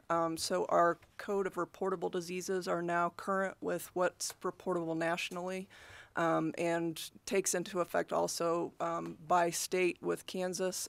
So everything is up to date, and we're current with that. So next slide. Also, just a quick update on where we're at with the cloud-based EHR system. Thankfully, we received a decision package last year, or for this current fiscal year, for a new electronic health record system that's going to be cloud-based, which is going to help us immensely. with tracking our data, making it more complete, timely, and help us to actually be able to improve the monitoring and help work towards our objective of looking at disparities and so forth. You can see by the timeline that we presented last time, the blue boxes are kind of an up-to-date timeline. We are behind a little bit. There's kind of a number of reasons for that, and I've kind of outlined working with our digital services team at the health department. We've kind of come up with some new target dates, and we're keeping with kind of an aggressive timeline. We still are very, very we're wanting to get this done as quickly as we can, but obviously it's a very complex issue. We were very thrilled to have 7 applicants respond to our RFI process. So we had a number come in and show us some of the actual demonstrations of their products. We just finished up with our requirements. We're fine-tuning our RFP right now. We're planning on getting that out with procurement on Labor Day. So we're working towards that timeline, and you know, as long as everything works as planned and no more outbreaks and things like that, which I can't unfortunately promise, we are definitely looking at on track for at least getting something implemented by within this fiscal year. So next slide. And last time we also talked a little bit about, just to give you an update on preparedness issues and how those impact us. And one of the areas that we wanted to kind of share with you today is how surge capacity, or an example of where surge capacity might assist us with major outbreaks. So the next slide kind of depicts we, not by choice, had an opportunity this past spring we had 3 fairly significant outbreaks happening simultaneously, as well as our normal diseases that were going on at the same time. And so last time we had talked about some of the tools that we have in our toolbox for making things run a little bit more efficiently when we have situations such as these, to be able to seamlessly work some of these outbreaks. And one of those, incident command activation, and I know an eye chart here for you. It's not meant to be read, but it's just kind of a structural view of how we had to manage some of our staff in the event that we have some of these situations where we're managing so many different things all at once, and kind of that span of control and being able to, the importance of communication and being able to track and facilitate all of our operations in a meaningful way. So the next slide, I'm going to kind of turn it over to Dr. Archer here, who's going to share with you kind of our kind of operational viewpoint here. So it's arguably the most significant challenge that we have in this country from a public safety standpoint is managing natural and or intentional communicable disease outbreaks. As we are reminded, even though it's not covered that way on the nightly news here, we have at least twice as many deaths from communicable diseases as we have from homicides each year from communicable infectious diseases. And this slide kind of goes through our normal daily workflow and then how we move into a certain level of an outbreak mode, and then how when we get stressed way beyond what we can handle, how we bring in various others to assist. Under the daily workflow, if you think about those coming down through that funnel to the staff there, the blue staff are the routine staff. 8,000 communicable disease, infectious disease reportable conditions per month that come into our department. About half of those are out of jurisdiction. You may wonder, well, why are those coming in? Well, some of the folks that report don't want to take the time to figure out whether they're a resident or not, and they may make an error on that.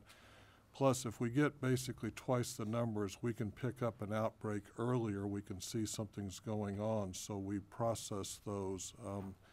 The challenge is that we're actually so underfunded from the state that, and the Robert Wood Johnson Foundation has recently done a study at the state of Washington, and they're short about $11 per person per year, and they're funded at a higher level than we are in Missouri. So the health levy dollars that we use to support this activity is about half of what we actually need from a foundational capability to really manage the daily workflow and make sure we don't miss a meningitis outbreak or a Ebola case or that early on.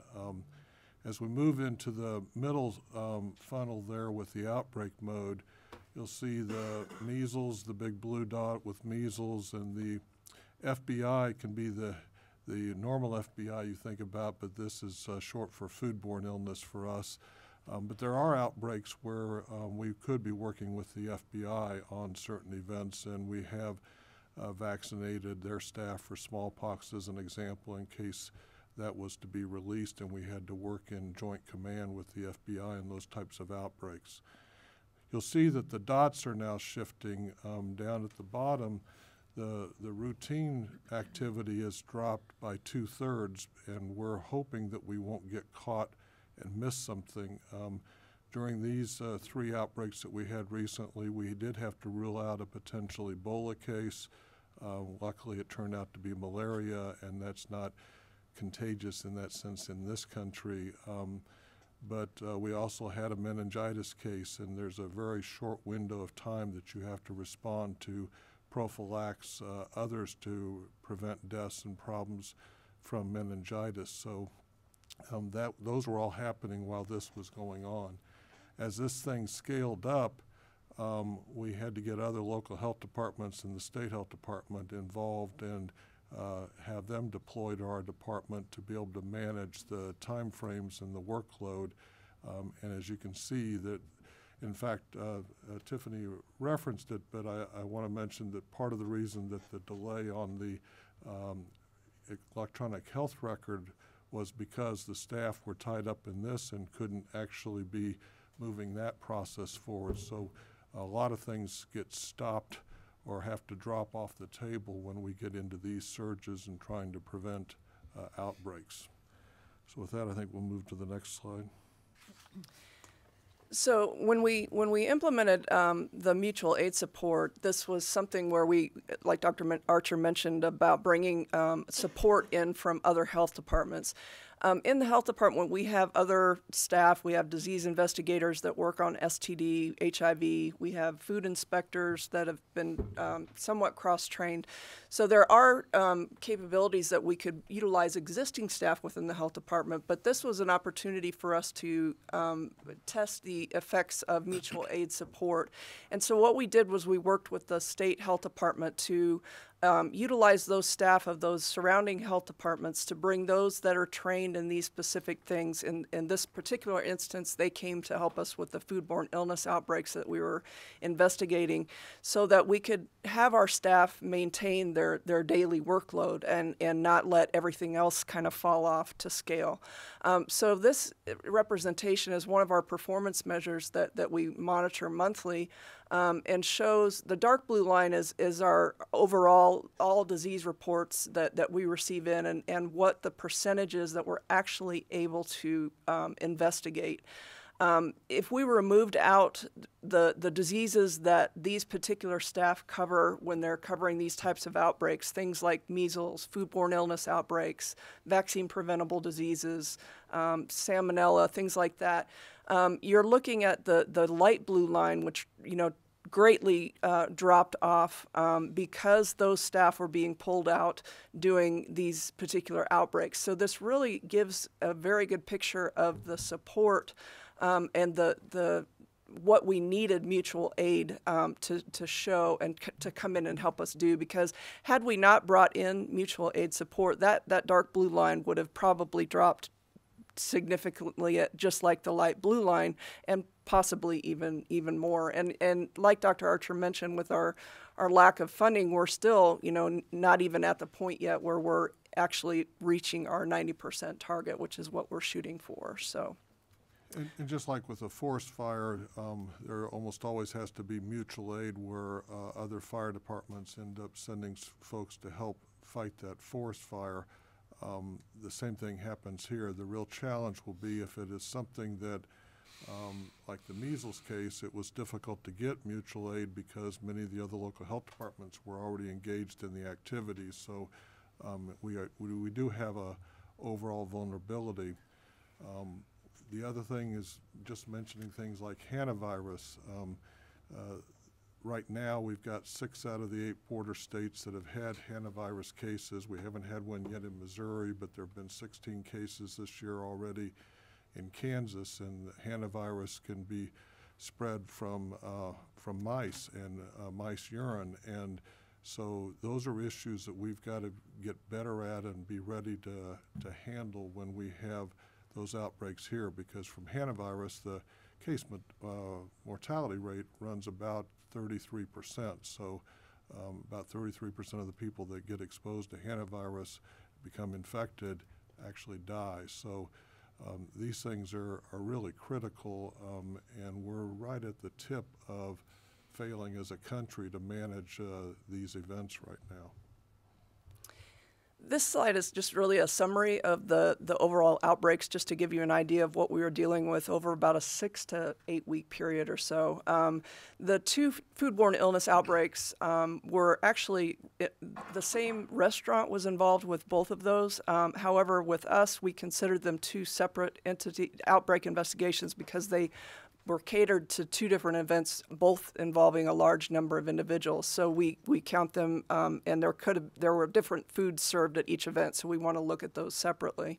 But in combination, we're well over 450 individuals that were attending both of those events, and so getting those numbers initially reported in, and with a large number percentage or it down, and were able to do some of the interviews themselves. We still had a very high attack rate, showing there that 35% and 60% of the other attendants, 61% were actually sick from the actual events themselves. The number quarantined or medically monitored. On measles, it's something that it's very highly contagious, and something that we have been exposed. If we have a family member that's been exposed and there's some others that are susceptible to measles, they need to stay at home and be basically housebound until we can determine that they're not going to become a case. So it's a very labor-intensive disease that we have to manage and monitor a number of individuals and call them daily and make sure that no one's become ill, they're staying at home, and that type of thing. And so we want to make sure that that those cases are being monitored. We wanted to also show just the overall monetary impact of those 2, or actually the 3 investigations, with being close to 35,000, I believe, that as far as dollars spent for staff time. And again, that's really just staff dollars only. We didn't count any type of overhead costs and things that were amounting to that. But we also wanted to highlight here, because of our, the budgets and what we've got to be considering, the number of overtime hours and the number of labor class that were working on this, we had to watch and be cognizant of the number of overtime budget. We don't necessarily have an overtime budget, so but that the number of hours that staff worked on all of these events was significant, and it was primarily exempt staff that were working after hours on the weekends that monitored some of these events. On the next slide, some of the I just have to, before you move to that, to talk about the dedication of those supervisors and that staff, that they were working 50, 60 hours a week, and they didn't get reimbursed for that. That's just something that they had to do to stop the outbreak. I just, several of them are in the room today, and I really appreciate their work on this. Plus, if you don't do that and you don't work over the weekend, then the ability to either find out, is this an outbreak where There's a food source that could be a national recall that needs to be determined, so we would be saving others in other areas from being ill, and/or are we going to be able to get that restaurant open back up more rapidly so that we worked over the weekend to try to do that? Yeah, and there were definitely a number of challenges that we need to definitely work on. Obviously, this with mutual aid, there's been a lot of turnover at the state level and with the local health departments as well. So we need to kind of work out that notification. Didn't quite go as smoothly as we had hoped, but it still benefited us greatly. So. Also, as always, we are still working with anti-vaccination beliefs and the effects that causes and the difficulty it causes with our disease investigations and making sure that we're protecting our community residents. We're going to make that a legislative priority, right, this year? We hope that would be supported by the council. It'll be recommended from the health department, and I expect that the health commission will support it too, that we need to do away with these non-medical exemptions. You know, it cost us at least that $21,000 because of folks that have not been vaccinated for measles that should have been, and then that's not counting the wear and tear on our staff that did extra overtime that isn't shown in these figures. And likewise, even the safety net providers, there was some hospital.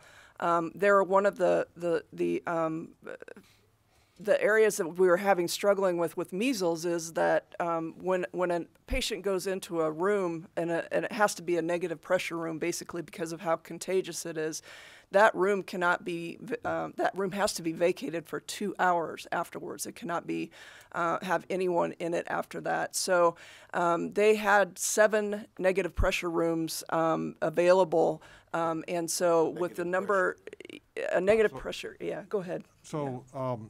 Because measles is so contagious and from respiration, literally if somebody was in this room an hour and a half to 2 hours before we came in and we weren't vaccinated and protected against measles, you can catch the virus just from what's still suspended in the air.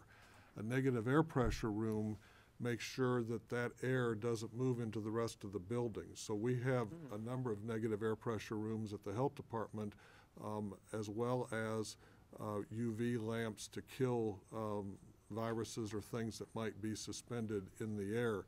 That's part of the challenge is that when you get these cases or a suspect case, if the parents take the child in and they end up in the waiting room, then everybody in the waiting room got exposed. There have been legal issues and challenges over can doctors refuse to have patients in their practice that won't get vaccinated because they then create exposure risk for others because an 11-month-old isn't old enough yet to get vaccinated from measles. So the only way we as a society protect that 11-month-old is having everybody ringed around them vaccinated so that it can't get to them. Otherwise, they can end up hospitalized, and a certain percentage of people still die from measles. We had 35 deaths in Europe last year from measles from outbreaks. Okay, good. And one of the other preventive measures that we do have available is what's called IG, and it's called immunoglobulin. And for those infants that aren't able to be vaccinated, it's a shot that we can actually give to an infant to help boost their own immune system. However, there's a nationwide shortage of that particular serum. And so that was another challenge that we had just because of that shortage, not able to protect those individuals that were not vaccinated or couldn't be vaccinated at the time. State Health Department cutbacks, they don't have that on hand, so Children's Mercy had to dip in and use their supply, and it was a struggle and it's not cheap. And who pays for it if you're a parent and you've got a kid who is sitting in a waiting room and now has to have this medication because of somebody else not getting vaccinated, who's going to provide that or who's going to charge for it? And Children's Mercy basically stepped up to the plate and covered that. But yeah, it was difficult during the outbreak. Yes. and we've discussed the funding and resources. So. Great. Moving on to strategy E, updating the city's food code to better align with the most recent version of federal regulations for food safety. Good morning, Stacy Dutzman, Administrative Officer for Environmental Health Services at the Health Department. So just an update on the food code. The FDA did release their final version of the food code just a couple of months ago. So we are in the process of reviewing that final one compared to what we have now and making any edits or changes that would be best suited for Kansas City. And we're hoping to have that done within the next few months for final review and approval. Can you go back just one more? How will you roll that out? Will you speak with some of obviously we've got our Food Protection Board, Yes. but incorporating some of our stakeholders, restaurant associations, some of those issues?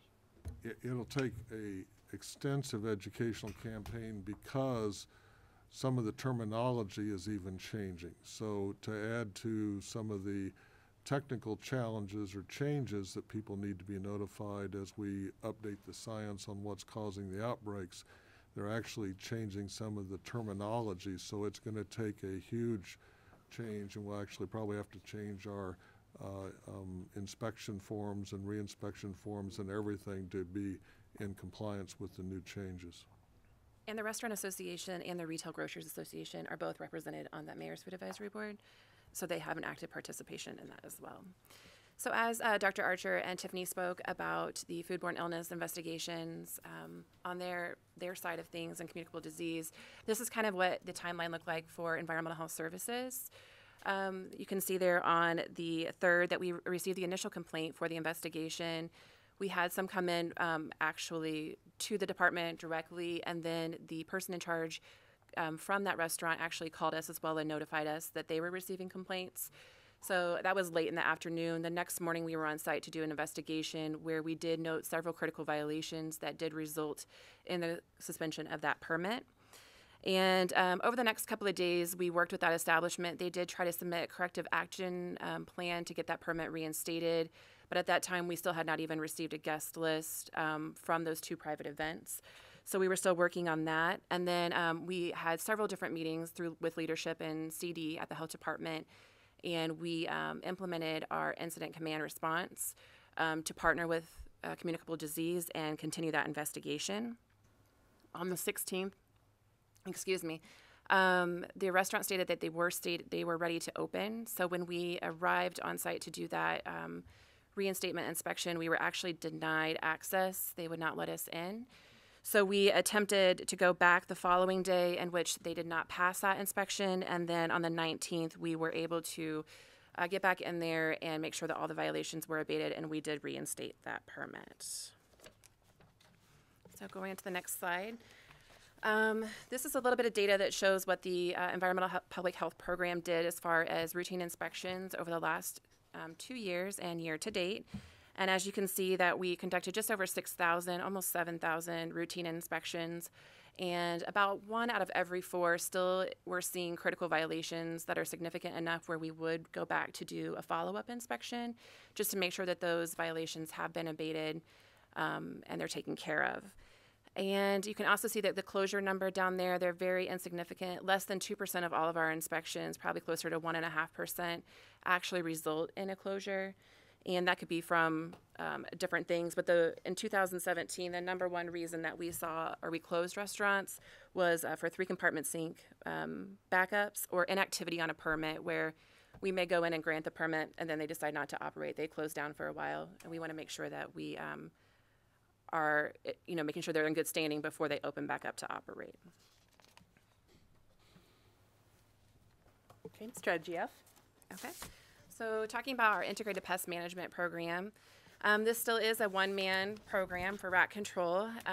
So we are still working with Water Services to develop a partnership to do the pre-baiting before construction. We're just trying to determine what that best route is. There is some new research out there that maybe dry ice may be a way to go to pre-bait.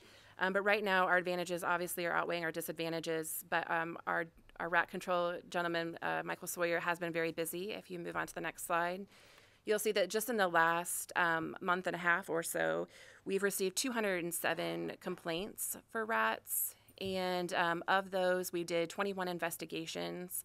and 10 landlords were notified of violations on their property, and only 3 of the 10 did not abate those violations and were cited for non-compliance. So he's been very busy. Do we, does Michael kind of set some standards? One of the things that's stirring this issue of rats especially is our ongoing sewer repair projects. As we're going in and relining the sewers, we're displacing the residents. One of the things we could do is pre-bait those before the work is done as an effort to mitigate some of those issues. I think we probably just need to have Michael define for water services the requirements. We build that into the contract and just require that as we go forward. I think that would, although I don't know, a lot of these are sewer-based issues, it seems to be whenever there's sewer work, we'll always have calls will reach my office, so I know they're reaching you guys' office. Sure. And we're working to strengthen that relationship, and we'll get that done.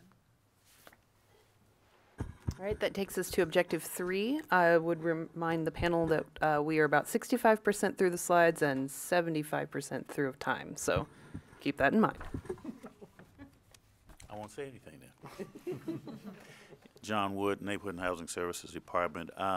This next slide is an example of the holistic approach that we're taking to address blight in the neighborhood. As you know, we have many, many neighborhoods that have experienced disinvestment over a number of years, and trying to catch up is always a challenge to us. So we feel that one of the strategies is to target specific areas of communities that we need to be intentional and strategic and consistently providing resources to turn around the blight. And so in this particular case, Key Coalition, and this is a portion of, not the entire Key Coalition, but a portion of Key Coalition that's bounded by Prospect to Brooklyn, 27th Street down to Linwood and 31st Street area.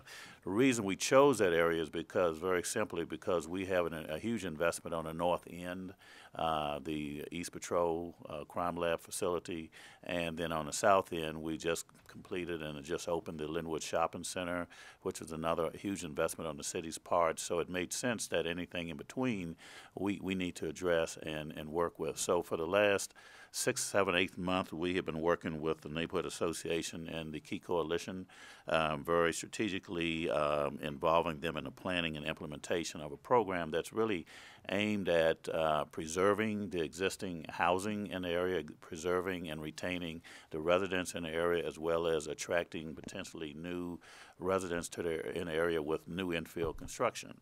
So that began last summer with a major cleanup with our Solid Waste Division and the Neighborhood Association. I was out there too working, and we did a major cleanup of the entire neighborhood.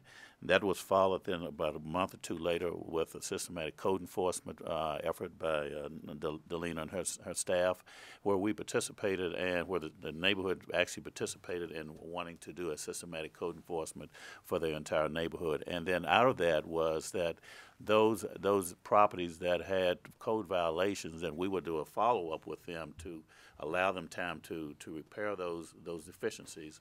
Or if they couldn't do that, we were also then implementing and introducing a what we call a minor home repair program and a moderate home repair program to help those homeowners with repairing those code deficiencies. So it's a grant program. We had some extra dollars left over from an old program. We're using those dollars then to address those up to $15,000 per home. The house has to be homeowner occupied. That person has to live in that particular home. They have to agree to those deficiencies. Our neighborhood services staff marketed the program to the neighborhood. We got about 50 people, homeowners out of the Key Coalition who are interested in participating in that program. Housing division staff, rehab staff is working now with those homeowners to identify what those deficiencies are and actually putting together a work plan. As of today, we have, I believe, rehabbing on this model rehab program. So that's been implemented. So that program again is intended to retain existing homeowners and to allow them and provide an opportunity to reinvest in existing housing structures in that neighborhood. The other part of that then is the vacant lots. We did a little mapping of our Linwood, and we probably should have had the map here, and we don't. But from 27th Street down to 29th Street, Brooklyn to Wabash, just in that smaller portion of Key Coalition, we have about 31 vacant lots, and then in those. Beginning to implement and deploy is a infill new construction program. Again, we have some dollars left over from our bond program. We're going to use those dollars to help make the improvements and attract builders to the area. So what we've done is we hired 2 architects. Those architects are developing plans to build smaller homes from 1,000 square foot up to about 1,500 square feet to fit on the lots that we currently have. We will RFP out for builders who can build those homes based on the plans submitted by the architects, and that implemented. We're probably about a third of the way on the design of the homes. We're beginning to meet with the architects who are showing the various plans for those lots, and so we're in the process of doing it now. And then once we identify the builders who are interested in it, we will help them maybe with some site preparation, a small grant to help them prepare the lot for building. Homesteading Authority for a couple $100 or so, and they will own it, and then we'll provide the grant to encourage them to do the building. In addition to that, we may, and we're looking at whether to do some kind of limited tax abatement program to help attract the actually home buyer into the lot. And then we're also looking at working with a couple of realtors who are familiar with the area and help them market these properties and market the homes to builders, so to buyers. So that's where we are right now, and that's sort of the holistic approach we're taking. It's something that we would like to do in other neighborhoods, obviously, but it's a matter of resources how we're doing it. But quite frankly, I see this as an experiment, that if we're able to turn this around and attract new buyers into our area, and if we're able to stabilize the existing residential market that we have, then I think that would be a win. It's something that we can then replicate in other neighborhoods. Good. When you're talking about limited abatement, are you talking about house by house or neighborhood by neighborhood? Well, we would make it available for the home ownership. We're looking at we have the LCRA program, the 10-year program, and then we have the more extended PAC 25-year abatement program. But we're thinking maybe the 10-year program would work. It's worked in other parts of the city. We've done it in the north.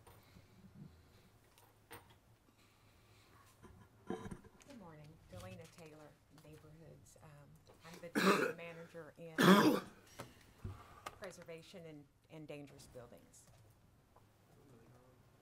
So this slide is just representing the inspection time, and the way we are contributing to reducing the blight is, of course, once we go out to the property for the initial complaint, then we have to get back out in order to close the case and find out what compliance we have or take the next step in enforcement action.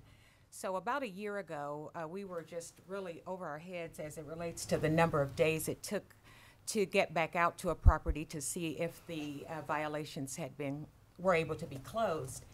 And so we created a new business practice on caseload management as it relates to reinspection.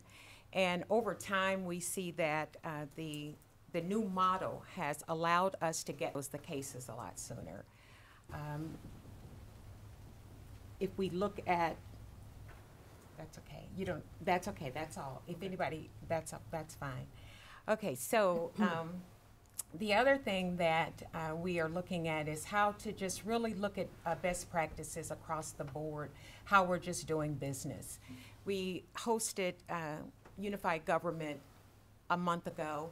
They came out to kind of look at our business practices. We're quite impressed, and I was quite impressed with some of their practices as well. Their permitting process, we're going to be talking with them about how to simplify the dangerous building permitting process, and that will be going on this month. I will be getting with them to look at their practices. The other thing is we're going to be going out to, where are we going? Fort Worth. Sorry.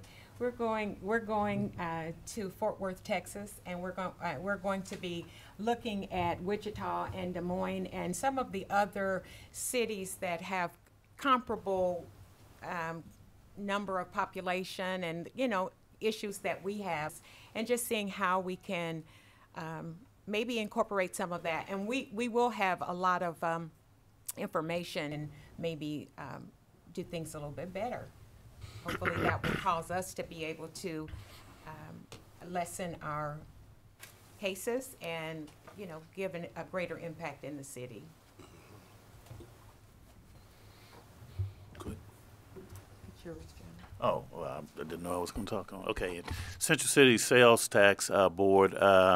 We actually received applications in just the other day, and we received, as you can see there, we received 25 proposals, approximating about $18 million in request. As you can see here, there are the various categories.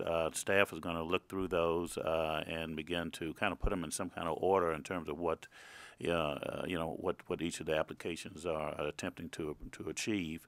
But as you can see, we have everything ranging from new construction to multifamily housing to daycare centers to rehab to pre-development loan funds to workforce training, and somebody even has a creation of a golf course. So we have a variety of proposals, and we'll see. So this is the first cut at the applications with the Central City Sales Tax. I believe there will be another set of deadline for applications. I don't know the exact date on that. Maybe it's October or sometime this fall. If you know it sooner, then I'm not sure. But so staff will go through these. At some point, they will be handed over to the advisory board, and that advisory board will make recommendations to the city council for some approvals, and we'll see where it goes. All right, next. Michael Patillo with the Land Bank. And this first slide basically is depicting that we're bringing in, or we're taking out more than we're bringing in these days. A lot of the properties that are coming from that, we're getting less and less from the tax sale, and we're selling a lot more. So that's a good trend, I guess. We have 170 houses available now, pending 58, set for demo 33, and vacant lots we have 2,868. 186 are pending sales. And Michael, we had about, at the peak, we had about 800 structures, right? Right. So through demolition and or dollar sales and various sales and efforts, so we've done a pretty good job of reducing. Coming in the door. That's good. And we're selling. Yeah, I think we're beginning to see a lot more people who are interested in real estate development and investment, and so the vacant lots has always been the highest number. I believe when we first opened this program, we had about 3,500, 3,600 vacant lots that came into us, and so it's always been a high number. But we're finding more people are interested in some kind of development. I think the land bank has also been a little bit more proactive in either shifting some of those properties over to the homesteading authority, who then we can then be a little bit more proactive in trying to RFP those out for development purposes, as well as people, again, coming to the land bank with ideas of wanting to build and redevelop those lots. And even individual homeowners are grabbing some of these lots to build their own home. So there's a lot of movement towards the core, where you have a young lady who, hopefully by next week, she has a manufactured home that's being delivered to some lots. People are moving in. That's good. That is good. Revenues from sales this year so far we're at 93,977. Total of 1,476,000 and $106 since inception. Promised investment by investor, that means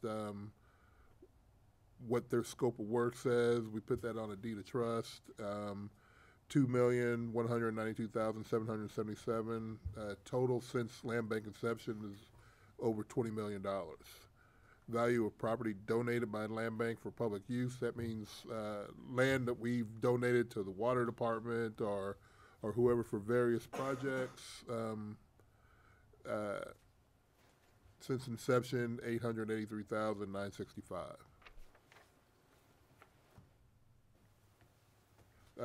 Since our inventory and everything on houses is getting lower, we're bringing in less. We have to change our focus a little bit and follow up on the actual investment. We're looking at following up on a lot of the deeds of trust that are out there now. Deeds of trust is basically a buyer promise to rehab the property, pay the taxes, and keep the nuisances off the property. If the buyer doesn't perform, then the land bank has that mechanism to recover that property. Currently, we have 600 houses that have active deeds of trust. Do you know where this is? What the picture? What the address is? I don't know what the exact address is, but that's just the picture is a before and after example of the work that's being done on some of these houses. I'm not sure if that's a homeowner occupant or not, but at this time, we are doing active inspections on following up on these deeds of trust.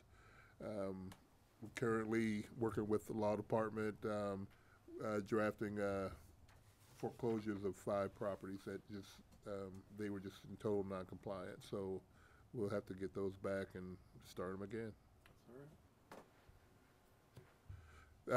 Various program updates, the Dollar Houses, 14 rebates paid of 32 houses sold, 6 in sincere repair. That means that they are probably 90% done and ready to go. The rest will begin looking at taking them back through foreclosure or seeing if they need to be demolished. Veterans Community Project, 9 houses were complete through that project, 12 houses nearly complete. Program migrating to Nashville and St. Louis with its inception being here, so they came through our doors first. Yep, good project. Financing, we're basically mainstream financing available on land bank lots. The cost is greater than $50,000. So we're looking at banking institutions willing to loan money on these properties now, which is a good trend. Code for KC and solid waste. That's the land bank maintenance software that we're using now to track mowing and maintenance issues that Forrest will speak on in a minute. The NACCC is a program with the National Association of Construction Cooperative. They are doing a veterans project with 50 rehab houses. They selected 50 houses from our inventory. We have on the option to purchase, and they're working with HUD to secure their financing for that, and hopefully they get that program going here pretty soon. Tax foreclosure reform is basically a pilot project that we're looking to get a cooperative agreement with Jackson County as far as doing some work on title issues, things like that, before we pass them on to the regular homeowners or the property owners. Nile Valley Aquaponics, they're planning expansion. They're diversifying in what their products are, and they're growing, looking at other locations as well.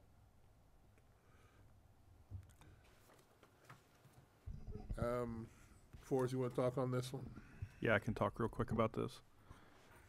Forrest Deckard, Neighborhood Housing Services, Solid Waste. I'll be real brief since I know we're low on time. This slide just basically shows, the neighborhood contractors that we use to maintain the land bank lots. With Mike alluded earlier to the software we developed with Code for KC last year. With that software, these contractors basically have a direct pipeline to invoice and create work orders and everything that come directly to solid waste. So what's not reflected on this slide is that when the contractors put in create work orders for the trash collection, the brush, the tires, the bulky, everything you see there, that's actually handled by our in-house staff at that point. And in the past year, we've had 7,299 of those. So on all these land bank lots, we perform almost 7,300 work orders in just the past year. But I'll let you move on. And that's not including the tree issues as well. That should be on there too, probably. Right, those will be on there starting this year, so. Anyway.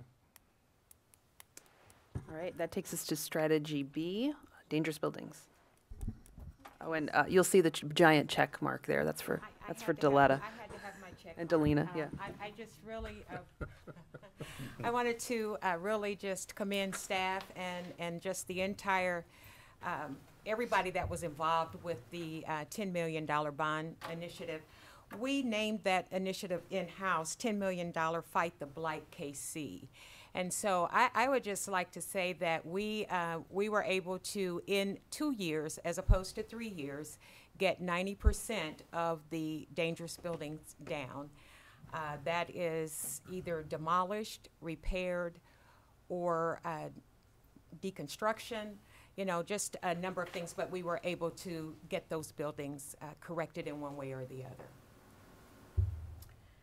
The next slide, it just kind of showed, going back, Julie, the next slide just kind of showed where we are thus far. We started out with 820 some, but before we ended the year, we were up to 891. So we actually took down 891 properties that we actually did something with one way or the other in that 2-year period of time. The number that shows the pre-bid or pre-bond inventory, that has even changed as of today. We have about half of those now that have been bidded out and with contractors. So that this number never is static. It just continues to change daily.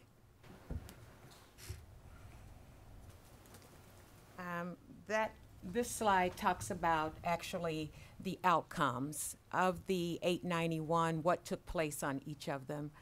We had 383 that have been demolished by the city. Owners have demolished 37. There was deconstruction of 3 properties. I'm sorry, the upgrade to emergencies was 3, and the deconstruction was 4. Receivership, we turned over to the law department. They're working receivership or with legal aid on 15 of them.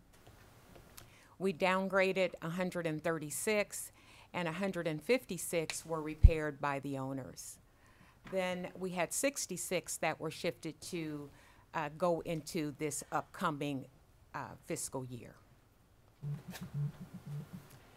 So going forward, we now have 351 cases that are in our current inventory that came onto the books as of May 1, 2016 through today. So we've got 351. We already are well on our way as it relates to moving those along.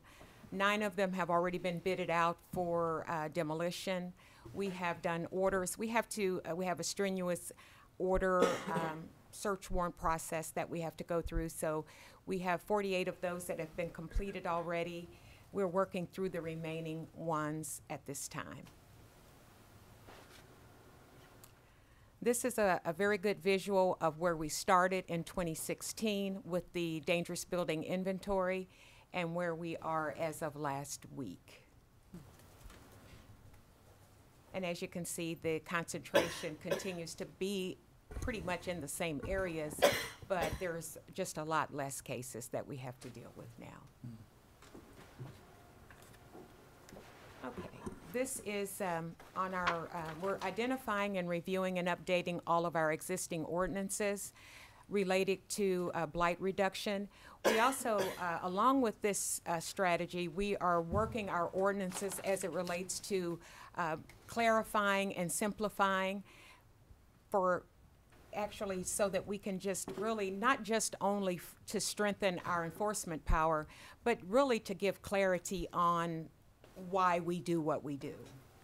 So what we're doing now is working with attorneys across the city that are attorneys for neighborhoods. We're working with them as well as the prosecuting attorney, and we are working through all of our ordinances, and we are meeting monthly on those.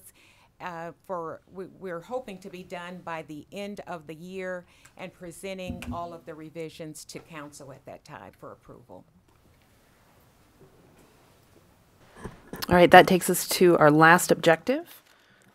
I'll roll through the data very quickly. So this is one of the questions on the survey around cleanliness of streets and other public areas.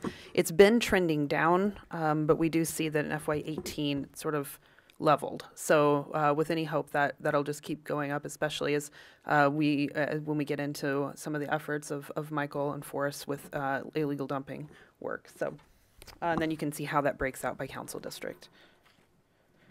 Right, strategy C. Michael Shaw with, this is LLC.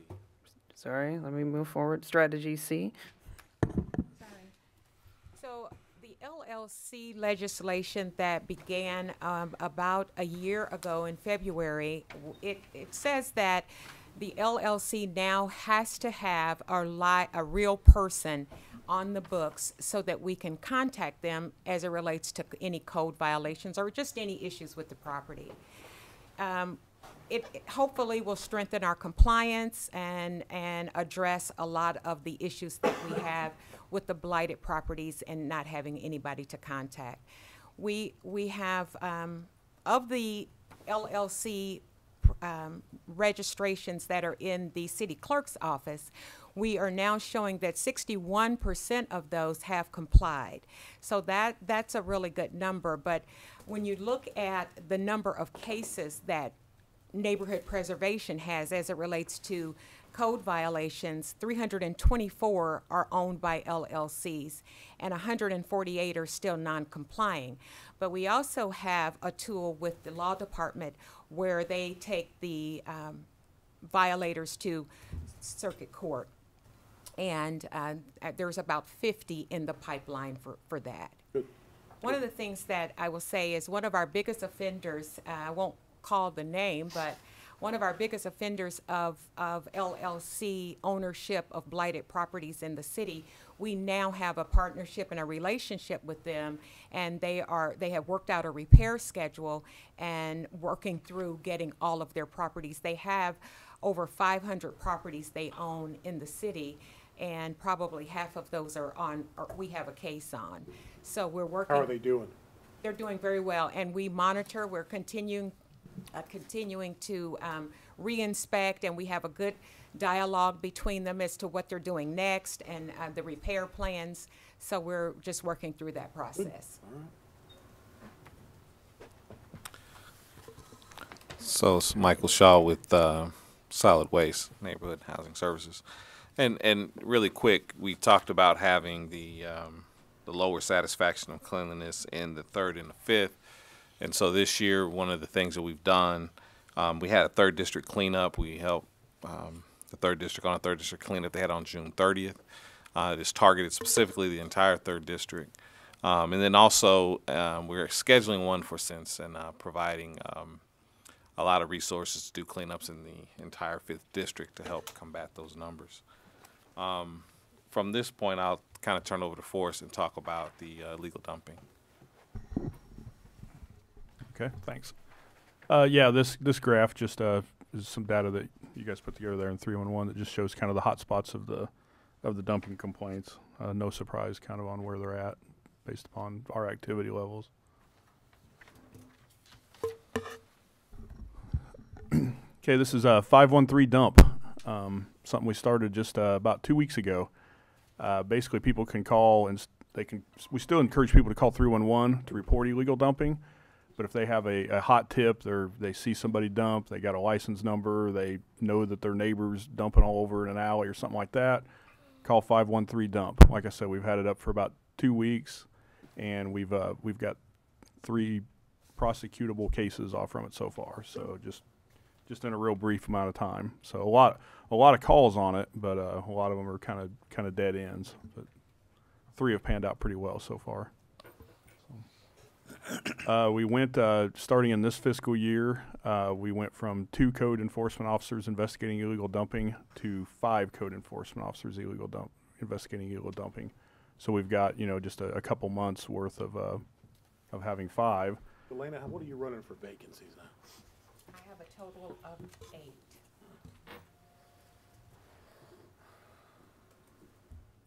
And you're fully staffed? We have all 5, yes. Okay, this slide just kind of shows comparison of our enforcement activities in fiscal year 18 versus currently in 19, which is actually just May and June in FY 19. So I won't go through the whole slide, but just real briefly, kind of one of the high points that we've worked on in the last year here is getting self-compliance whenever we have a resident or a landlord or whoever that is dumping their stuff at the curbside, rather than us spending a couple $100 and sending staff and a truck to go clean that up and everything. We work with them to kind of coerce them into doing it themselves and cleaning it up themselves. Last year in all of FY 18, we had 185 of those successfully that self-complied. So far this year in just May and June, we've got 159, so we're almost to that point already. So just adding those additional officers has really allowed us to kind of concentrate on that a little bit more, where before we were concentrating a little bit more on just writing tickets. So this slide kind of says the same thing except pertaining to landlords. Last year we didn't track landlords individually, we just tracked all the self-compliance together. This year we will be tracking landlords versus just resident homeowners or residents at a home. And I think it's also important to say that, part of the goal is obviously compliance, and sometimes whether the resident didn't know or didn't understand the rules, we tell them what the rules are, get them to comply.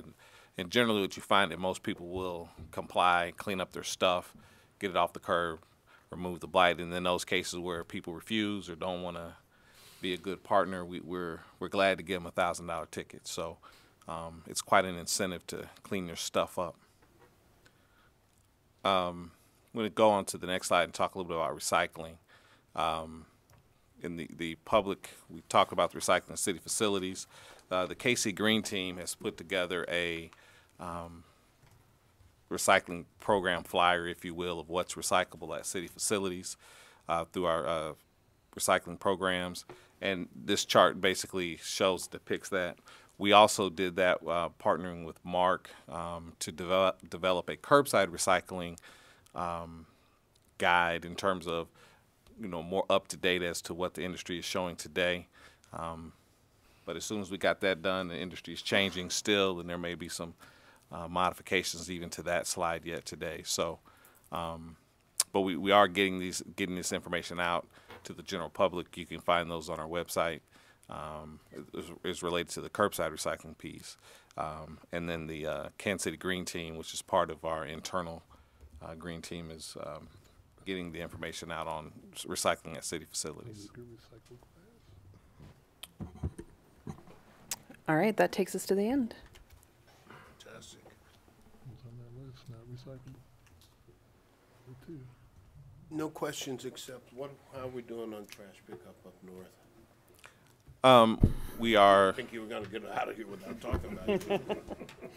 He was trying. You saved me. I mean, oh man, you know what? Time is up, man. So you just move time continuum, huh? There you go. Trash collection in Northland is going well. The contractor is significantly back into compliance. Part of the strategy, obviously, was to add more equipment and more crews to the Northland to ensure collection is done consistently and on time.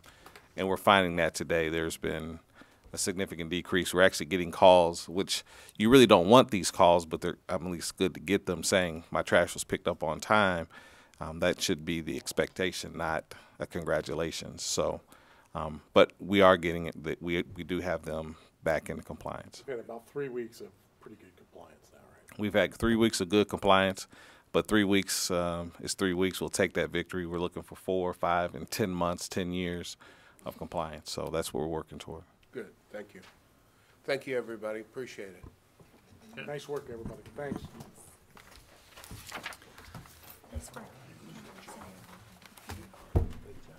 Yeah, I'm interested.